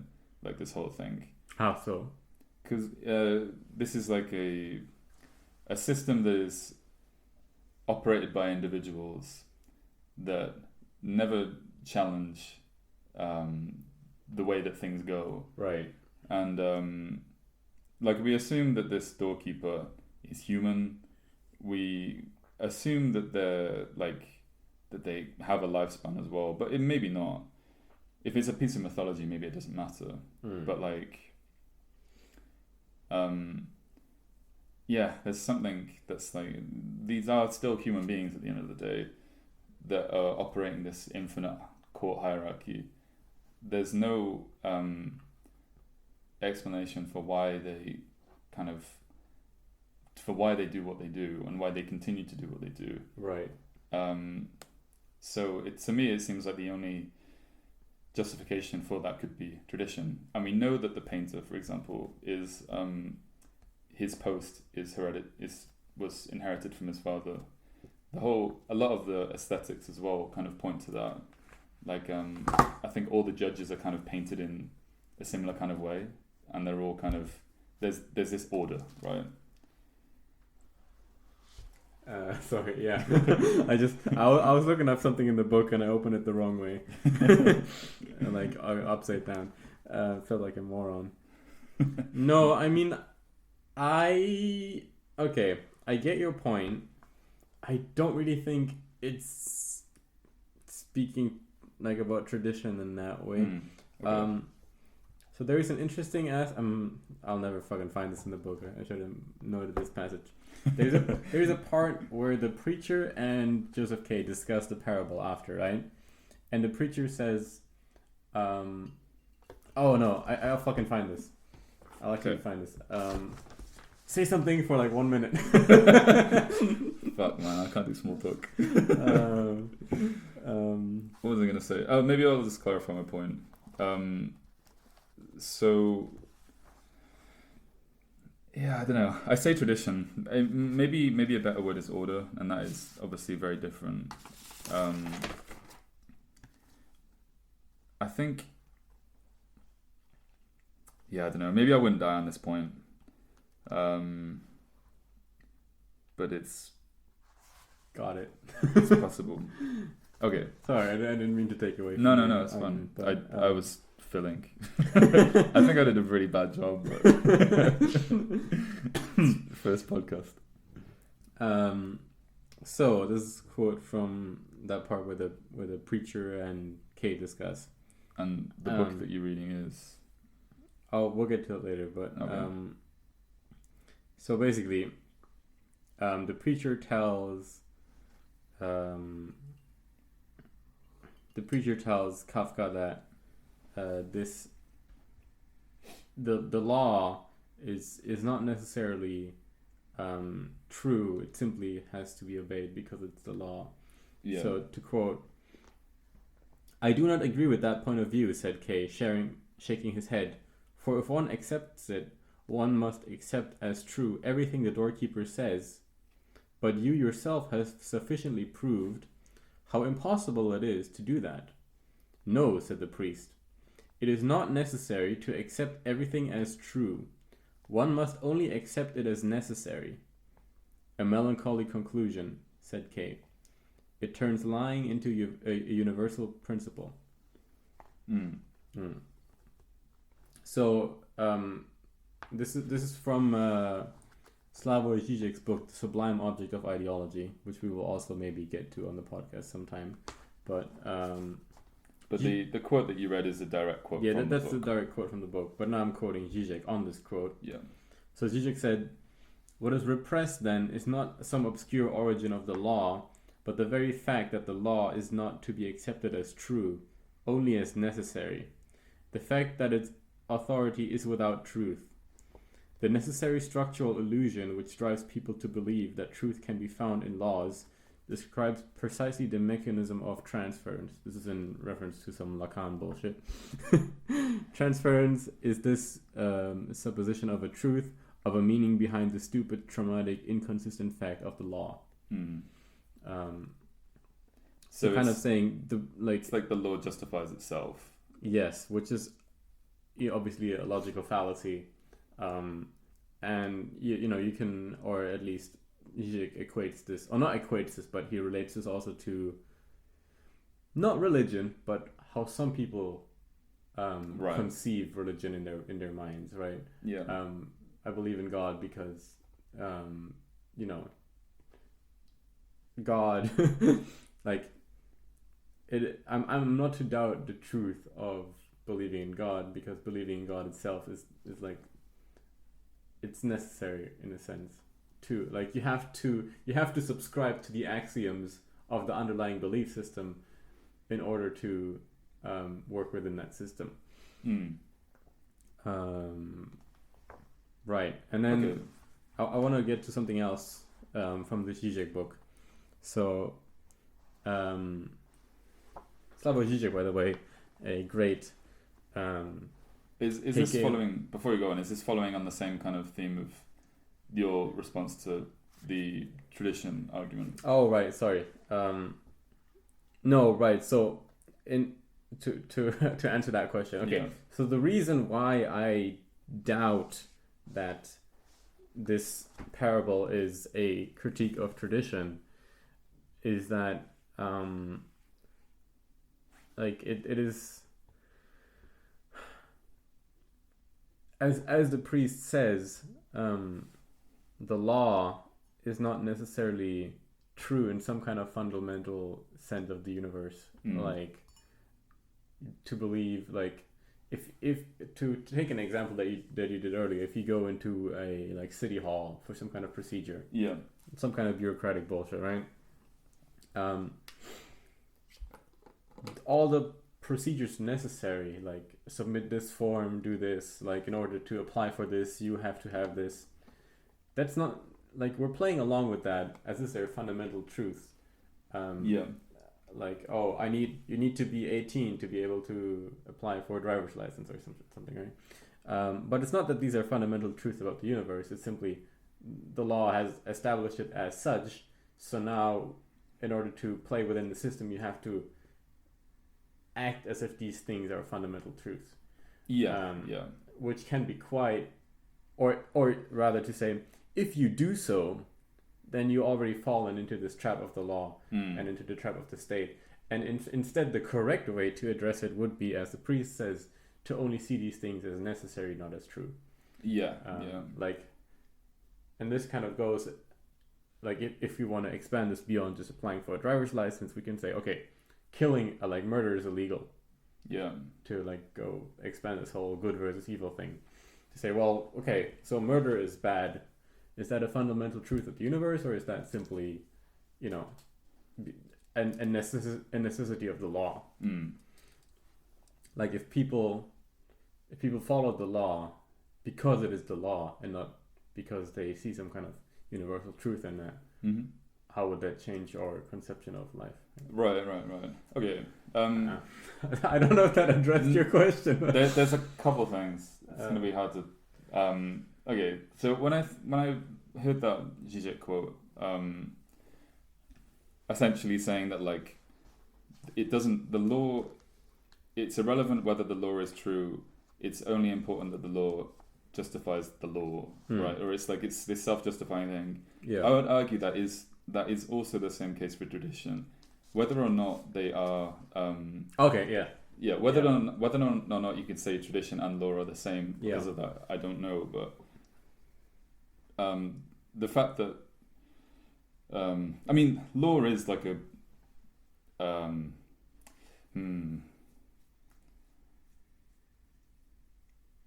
next point. You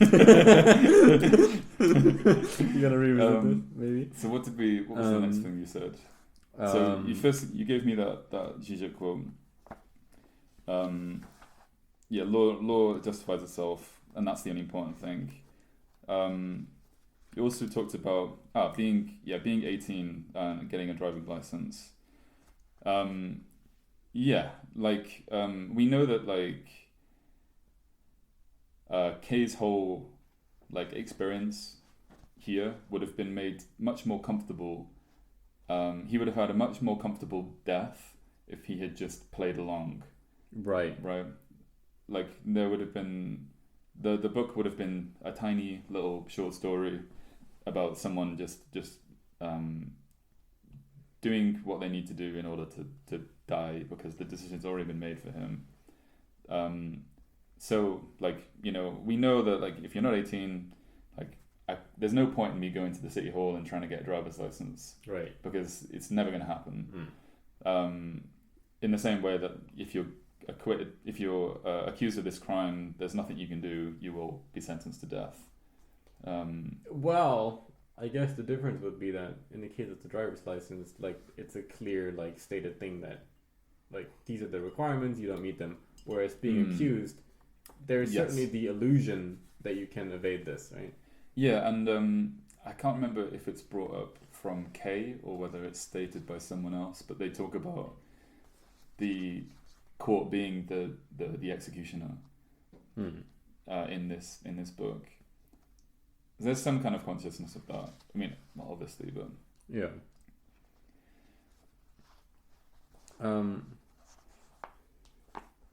One interesting thing, to come back to Žižek for a second.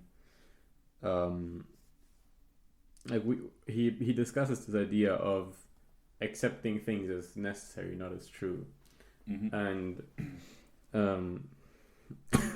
as he does, he talks about anti-Semitism and Jews and analyzes that whole dynamic, which is also, as we mentioned earlier, kind of part of the trial. Not really, but kind of. Yeah, at least maybe not in the text specifically, but like, it seems pretty clearly part of the conception of the whole thing. Yeah. Right. So, and then Žižek kind of concludes this paragraph by saying, quote, "The proper answer to anti-Semitism is therefore not, Jews are really not like that." So that is to say, is to say like Jews are greedy and they do rituals and so on, like all these anti-Semitic fantasies about Jews. Yeah. Yes, Jews are the proper answer to anti-Semitism is therefore not Jews are not really like that, but the anti-Semitic idea of Jew has nothing to do with Jews. The ideological figure of a Jew is a way to stitch up the inconsistency of our own ideological system. So basically, if you address the system of be it anti-Semitism or in the trial, let's say the law, to fight the system like head on in like a kind of meta language objective way, to say I'm accused, right? To say, oh well, I'm not guilty, you're guilty, I'm not guilty, I'm innocent. Yeah. That's the wrong way to play the game. Because it's like you're already fallen for the ideology, right? In the same sense that these kind of myths about Jews, they bury dead cats behind the church and they steal your money and so on, and they're trying to take over the world. If you combat these arguments by saying, oh no, Jews aren't really liked, I know a Jew, he's very nice and so on, you're already playing the game of ideology, right? Sure. It's like you accept the priors, or like you accept like the assumption that the question is based on, or like the statement is based on. Like when it's like if someone calls you crazy and you say I'm not crazy, it's like well here we are. Better yell it as well. But no, that's an interesting point, and like this maybe it's this idea of like shouting at this system in a way that's completely futile, and like I don't know, kind of like connects up. I told you about my nightmare, my like recurring nightmare. Of, like shout like trying to like have trying to like talk sense into someone, or like trying to like, or even just trying to like stop someone from doing something, and like screaming as loud as I can. And like I have like night terrors, like I wake up screaming from these like fucking nightmares, and it doesn't happen that much, but I don't know, how was I trying to connect this up? Like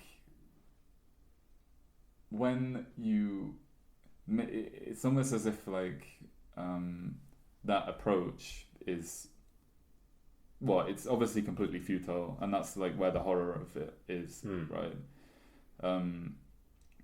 But it's also not clear, like this whole like anti-Semitism counter that like Žižek proposes, that might work in that situation, but like in this situation of the trial, and in the case of like this reoccurring nightmare I have, doesn't seem to be any other way of going about it. Right. That makes sense. And that is almost what produces the response. Well, that's the horror of the submission in the last chapter, right? Yeah.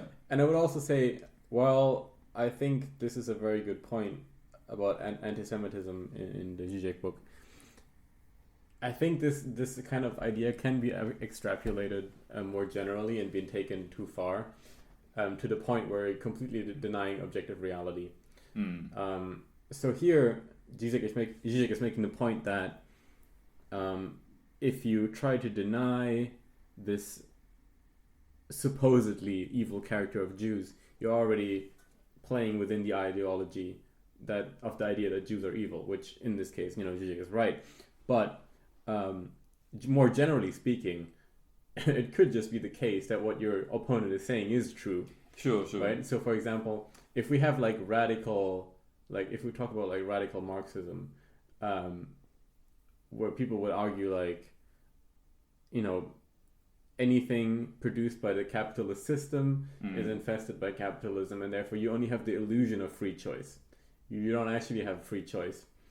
You're trapped in this capitalistic ideology. It's all, what is it? The circumstances, the environment makes your material circumstances, Right. So, like, you can bring this to a point where you can deny any like real objective like fact about society and just say, oh well,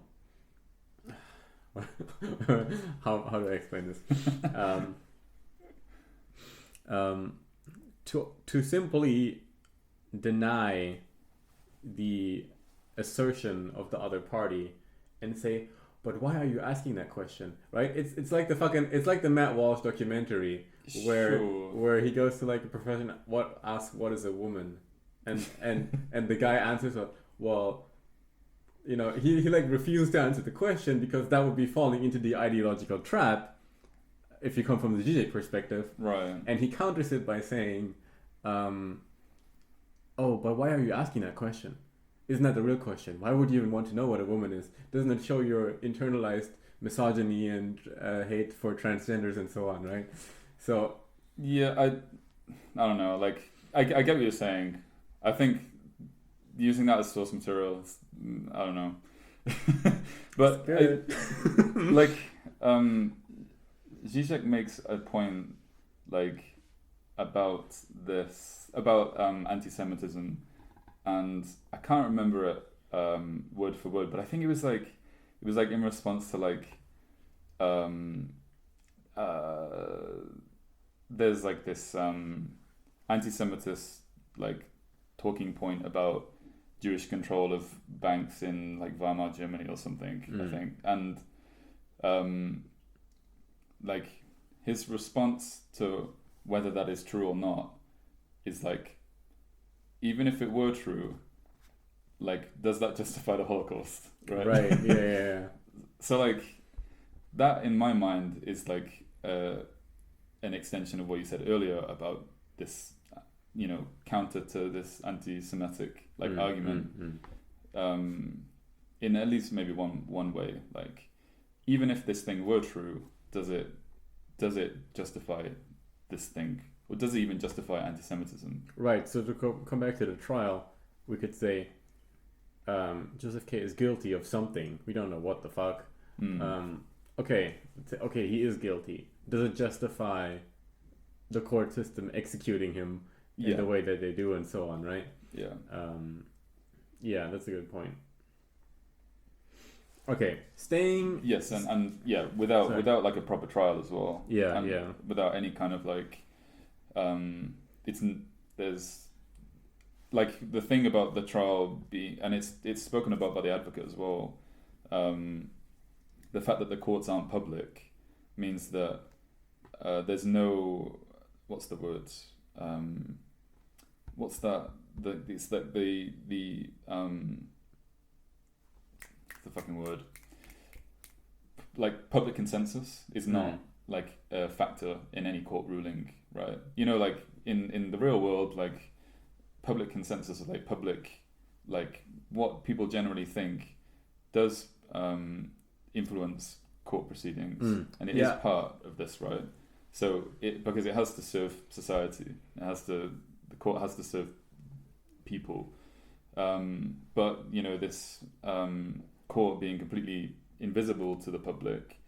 I mean, despite every fucking character knowing about this thing, which is another interesting to talk about. But the fact that it doesn't have any like real public role or public face means that, you know, everyone is just bound by the word of the law in its like in a really insulated way. So you would say that the court system being kind of in the shadows, operating in the shadows and not being public for everyone to see and judge is why it can work in this autocratic totalitarian fashion. Yeah. My first this is interesting. My first impulse was yes, exactly. And then my second impulse is, oh no, this is way too optimistic. Because if you look at the 20th century, at the Stalinist trials, the whole point of getting an innocent victim to like commit their own guilt, even though they were innocent, in front of everyone, was the whole point of propaganda. Right, so I think you definitely do have a point, but it can be at least temporarily, you know, undermined by complete totalitarian terror, right?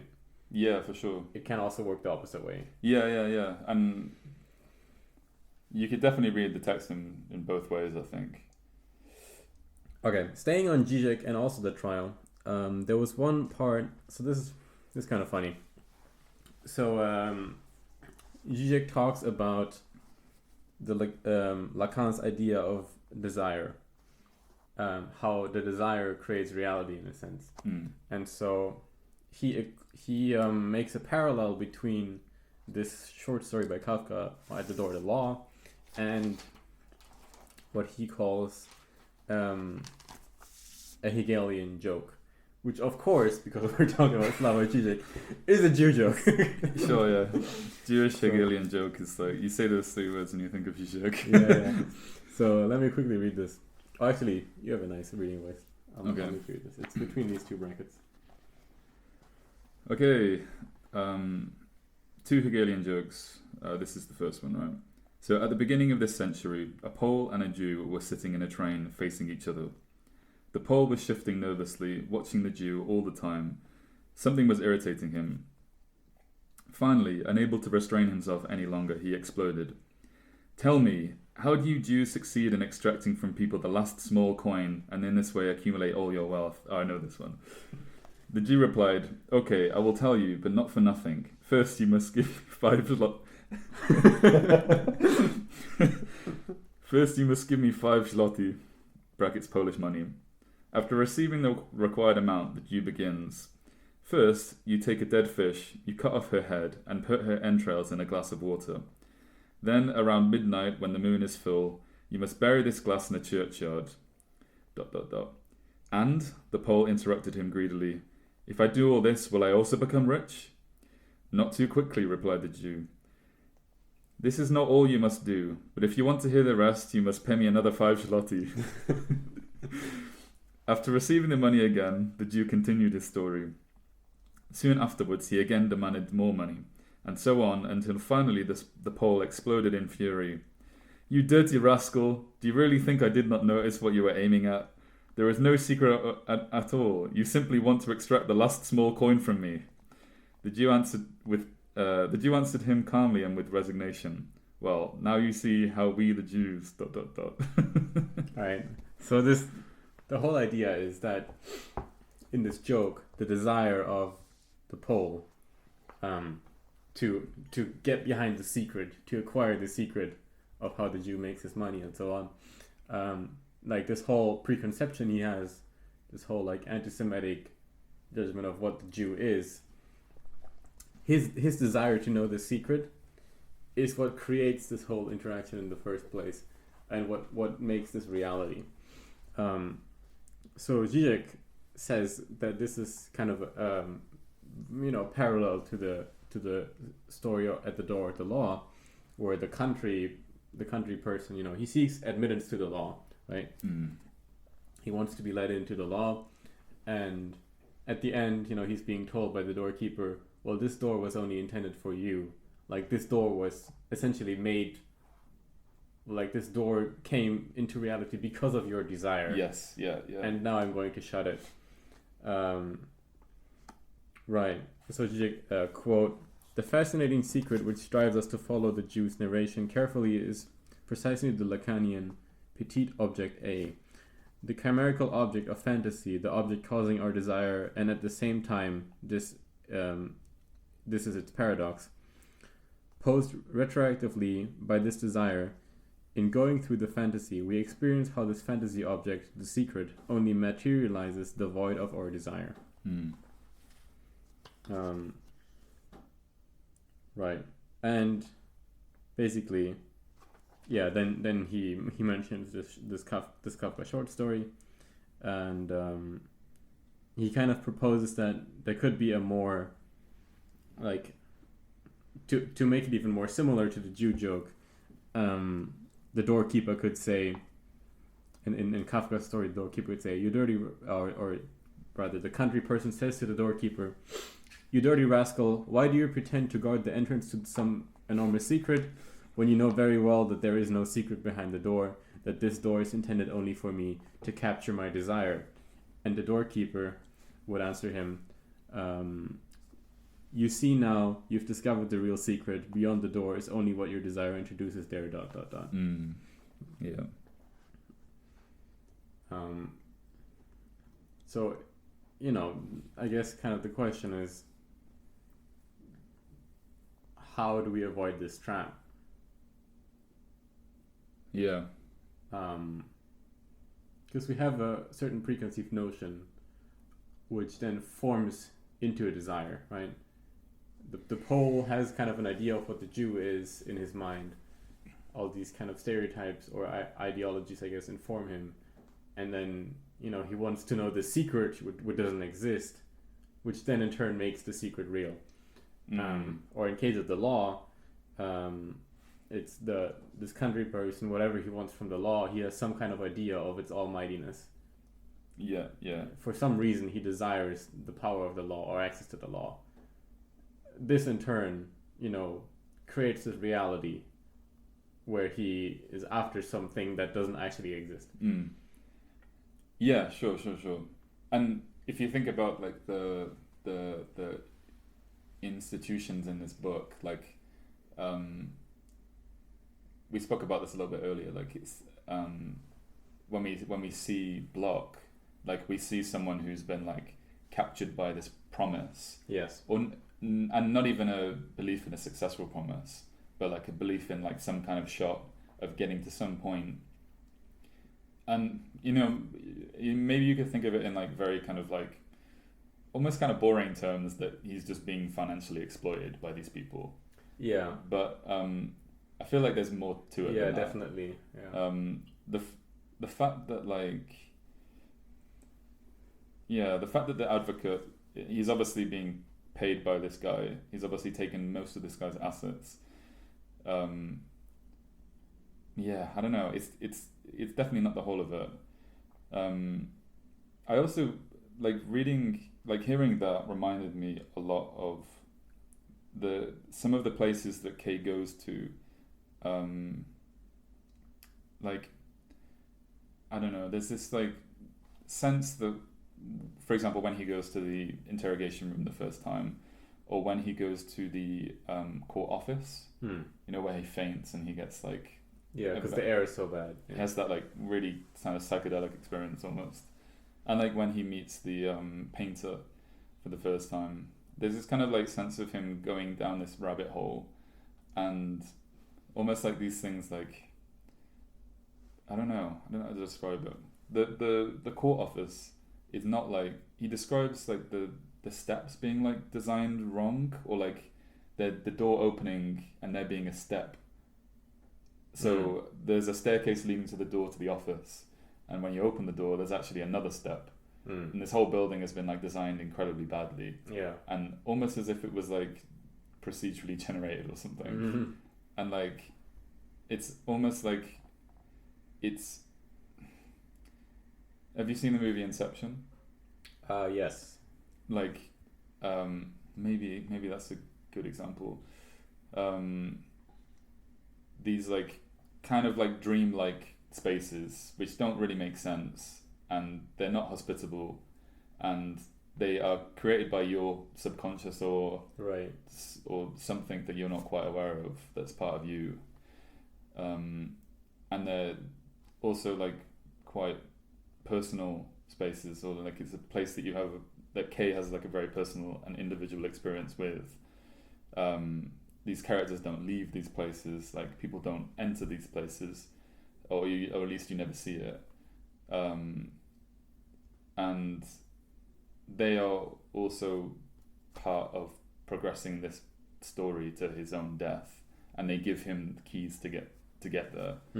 The interrogation room, he goes in and he thinks that he's had this great performance, but what he's done is he's engaged with it for the first time, and like he said indulged earlier, the ideology, right? He indulged the ideology for sure, and but he doesn't know, and he finds out later, is he actually completely fucked up, and or rather, not that he fucked up, but his action was completely in vain, and by just going there, he engaged this whole process. Right, and this is interesting. So he's told by other people, like the lawyer, for example, or the advocate. That I like how we decided to call him. The advocate, and then after that, it is just us saying the lawyer, sorry, the advocate. Like he's told by semi-official characters later in the book that him rebelling or him doing this grandiose speech just put him in a worse position, and really accelerated his doom, so to speak, and really made this trial more difficult. Now we could take this at face value, but I would rather say to engage with that statement even, because the law in this book is so nonsensical and so like cryptic, right?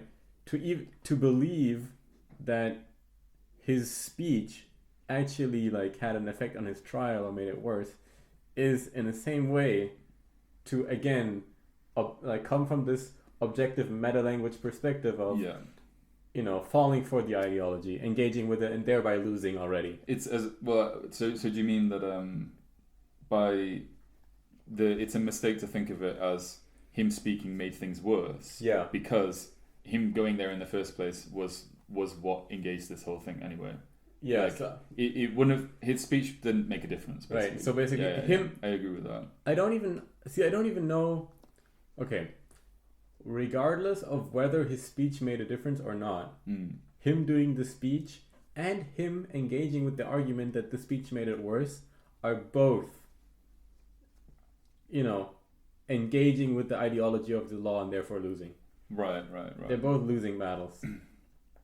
So are you talking about when he's speaking to the advocate about this? Yes. So you're saying that in itself is engaging with this losing battle.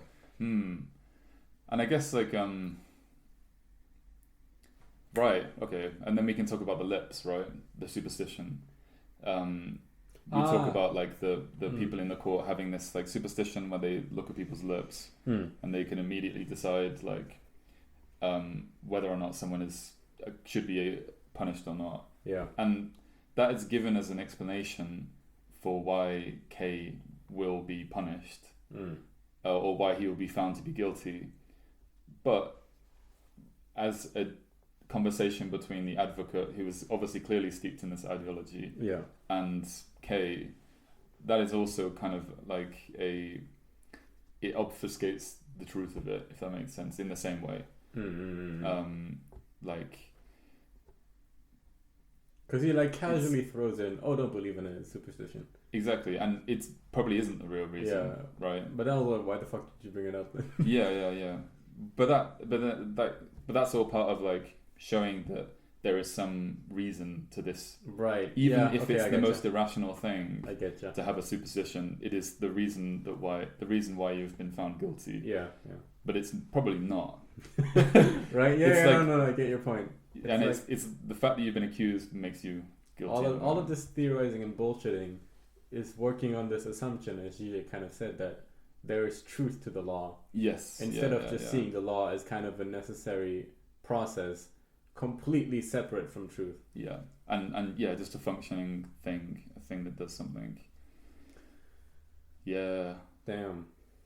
Okay. Some closing ideas, or is there anything you want to bring up before? I don't know. I really enjoyed this book. Especially the last half and the first chapter or so. I think like it felt genuinely quite different to like the Metamorphosis and like a lot of the short stories that I'd read of Kafka's. I think probably the fact that it's longer.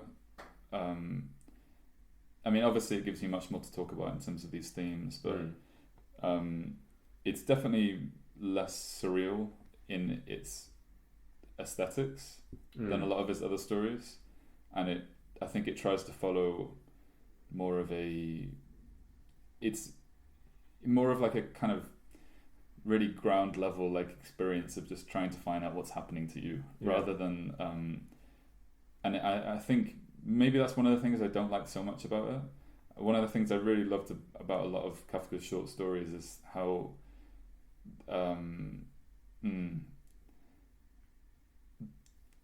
Kafka works super well with details, I think. And like, for example, in The Stoker, we have The Stoker is another of Kafka's short stories, and the bulk of the story is him trying to argue the case for this guy who he has just met on a ship to the guy's superiors. This guy is a stoker. He like stokes the the coal in the steamship or whatever, and he's trying to help him settle a dispute. And the way that Kafka describes the stoker trying to make a case for himself, and following that, the protagonist trying to defend the stoker, he's like creates really beautiful details about like reading the room and seeing how his arguments are like being listened to, and sensing the points where people become disinterested, or this kind of like sliding scale of how your like success is doing in this thing, like how you're doing it convincing people. There are some details like that in this book, but I think some of it kind of lacks a lot of his style in that sense. Yeah, it's not extremely polished, right? Yeah. I mean, and that's, I guess I would like probably maybe concede a bit like about the, not necessarily the length, but that I had a problem with, but more that it didn't like maybe capitalize on these stylistic things that he does so well. Which, I mean, yeah, that could have been improved, but I guess we'll have to forgive it because the man fucking choked to death or something. Yeah. So what is, okay, I mean, obviously we're not going to solve the mystery of what everything in this book means, or what this book means, or what the short story At the Door of the Law means, or, you know, in a grander scheme of things, or what Kafka really intended. But for you personally, what are some things you took away from this book that you're going to act differently now in your life? That's a good question.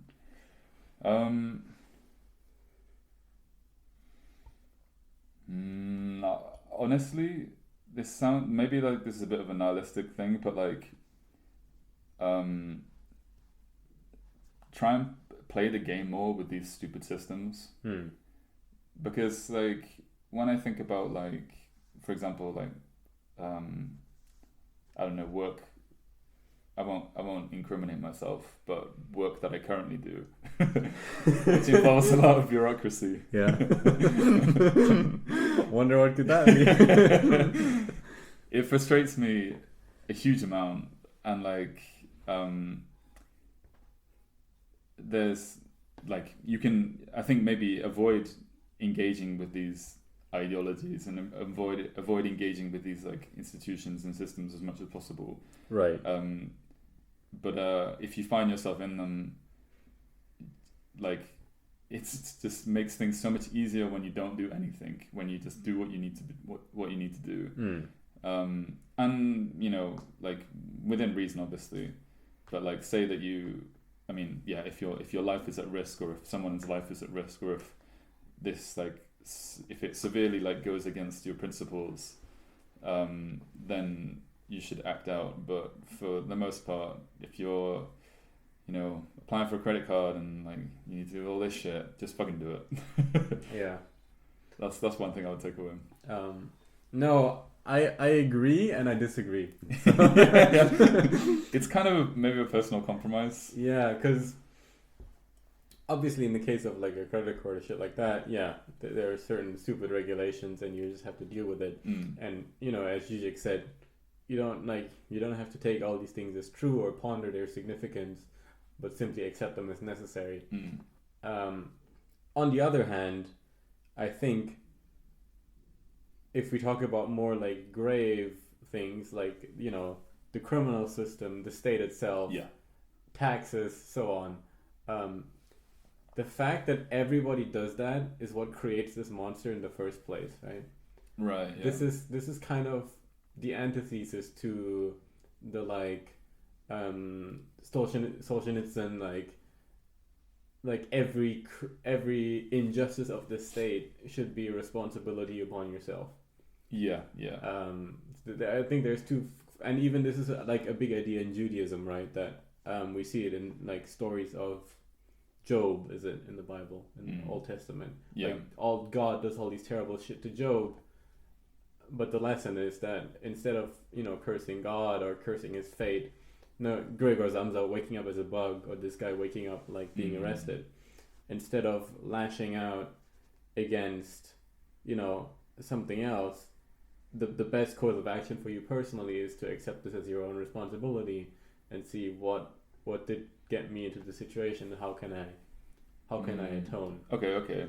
I totally understand what you're saying, and I do agree with you in like the examples that you've given. Maybe one other thing to think about here, aside from submitting and trying to what's the word, like fight against, you also have like evasion as well.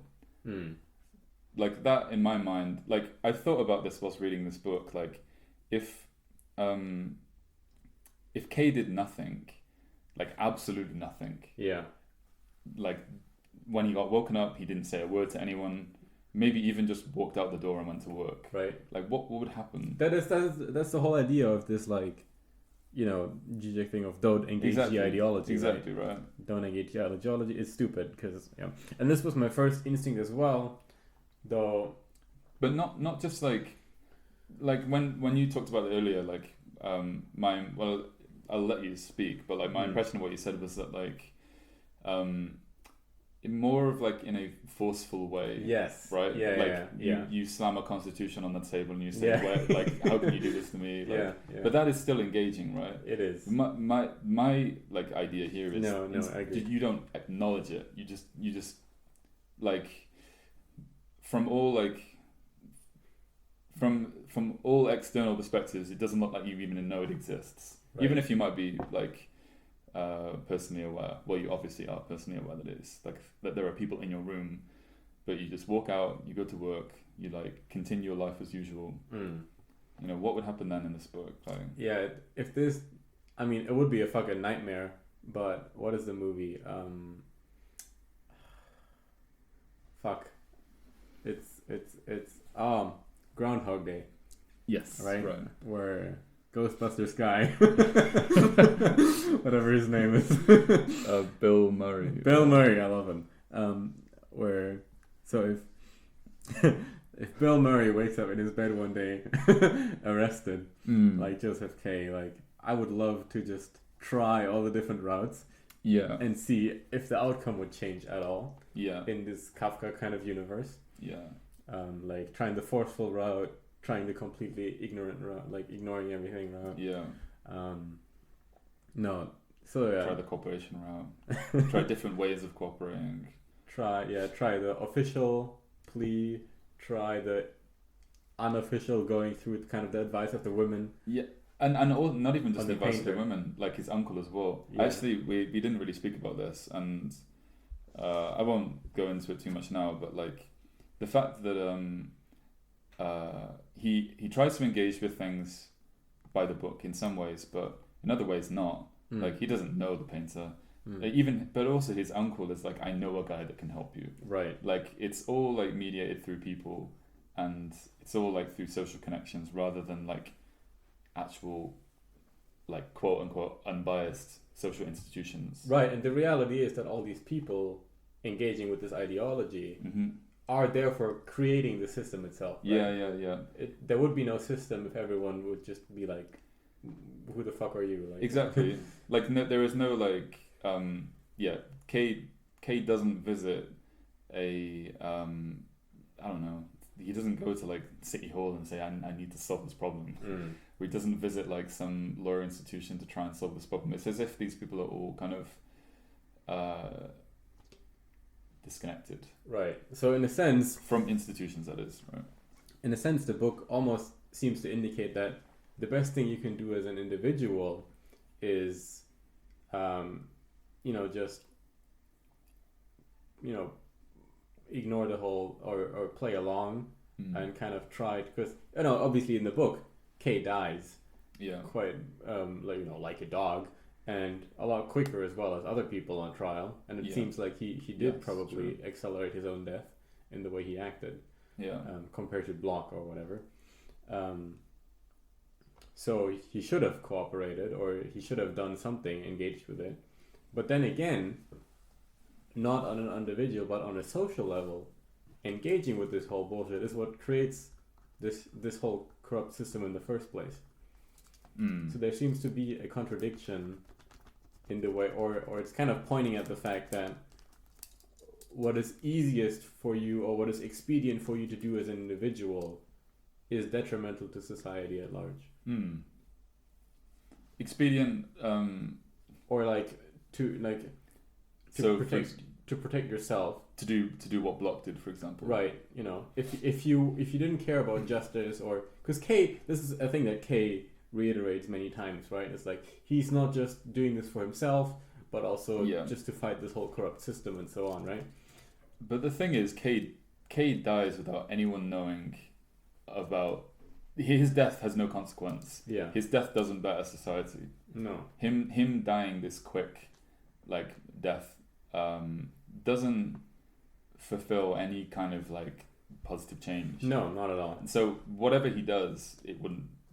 I guess you could maybe argue that him not engaging doesn't make society worse, as in him not doing what Block does has not made things worse. But I would maybe even argue that what Block has done hasn't necessarily contributed. Well, he's still alive. It hasn't contributed to society. In the negative way, right? Well, it feeds the system of the lawyers and the courts, right? It does, but I don't think that it feeds them in what way? Well, financially and also like ideologically, right? Because they only exist because people believe in their authority. But the authority is completely arbitrary. It completely exists on the fact that people believe in it. Sure, but that would, if you don't believe in the law and you get accused, you will still die. We assume you will still individually. This is the dissonance. Can't you be fulfilled? So, if you are a judge, you can be fulfilled, as you say, like ideologically, by killing accused people, even if the whole society does not believe that, does not like subscribe to the system or completely evades it or ignores it. Well, you would need the guards who carry out your orders, and you would need a certain amount of the populace at least, like for example the uncle in the story, like religiously believing in the authority of the law, because otherwise people would fucking revolt, right? Right. Like the tyranny, and this is kind of this whole Solzhenitsyn thing, is that the tyranny of the state is only like, yes, it is the state oppressing the people, but to some extent it's the people's engagement with this ideology which creates this whole situation in the first place. Yeah. So what is expedient, or what is beneficial to your survival as an individual, whether this is wrong or right, is creating a social hell in a sense. Like by playing along with this whole ideology of the law, you're creating this reality in the first place, which is what everyone seems to be doing except K maybe. Okay.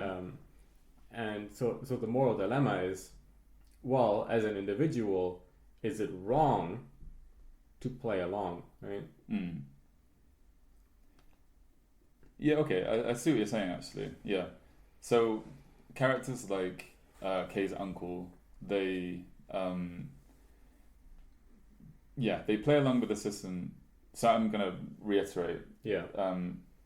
Characters like K's uncle, they play along by accepting the terms of the ideology, and they do that by saying to K like, "Oh, I have a guy for you. Yeah. Who can help you. You should get a lawyer." Right? Yeah, you should get a lawyer. You should, which accepts the premise in the first place that you can be accused of a crime that you don't, for which you don't know the cause of.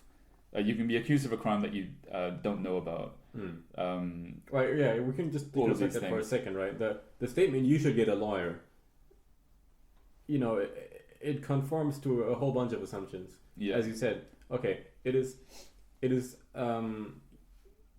You can be accused of a crime that you don't know of. Second thing is, well, you should engage with the system on its own terms. And also, like, the court or the law is just in a way, or, it is absolute. You can't escape it. All these things, right? Yeah. It is what creates the system, I would argue. And there is no character in this book that is not surprised by, like, the existence of this court. Right. So there's characters like the painter who say that the official ways are useless and so on. Yeah. But there's no character who is going out like, this is wrong, we should tear the system down, like, Yeah. No one is questioning the authority of the law, even if they admit that the processes are arbitrary. And even if they admitting as well that it's separate to like any conventional, it's separate to the conventional court. Yeah. Maybe, it's kind of like Grim Reaper in a way. This court, like it seems to arbitrarily decide who is going to be next, and maybe there's some kind of bartering that you can do, but it's like forestalling the inevitable. Okay. To summarize that point, I want to sorry. talk about this way more, but Yeah. I wanted to talk about grabbing as well. Like, we can talk about grabbing for a little bit. Okay. So like, oh shit, she's home. Mom.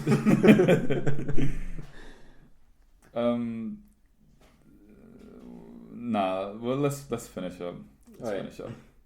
So to summarize that point, I just said, for me, the takeaway is kind of, whenever you engage with a seemingly stupid or an infuriating system, there's kind of a moral dilemma between, do I conform to the system, therefore feed it, like play on its own terms, which might get me my driver's license or whatever I want, or should I engage with the system in the first place? And I don't think this is like a necessarily yes or no, right or wrong question, but you should assess, like, for each individual case, whether it is like appropriate for you to engage with the system or not. Right. Yeah. I think that's a good thing to take from the book for sure. Cool. Awesome. Book boys.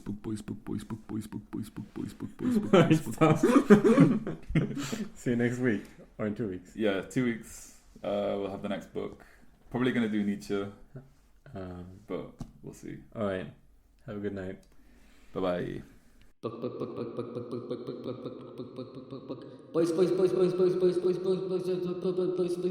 Boys.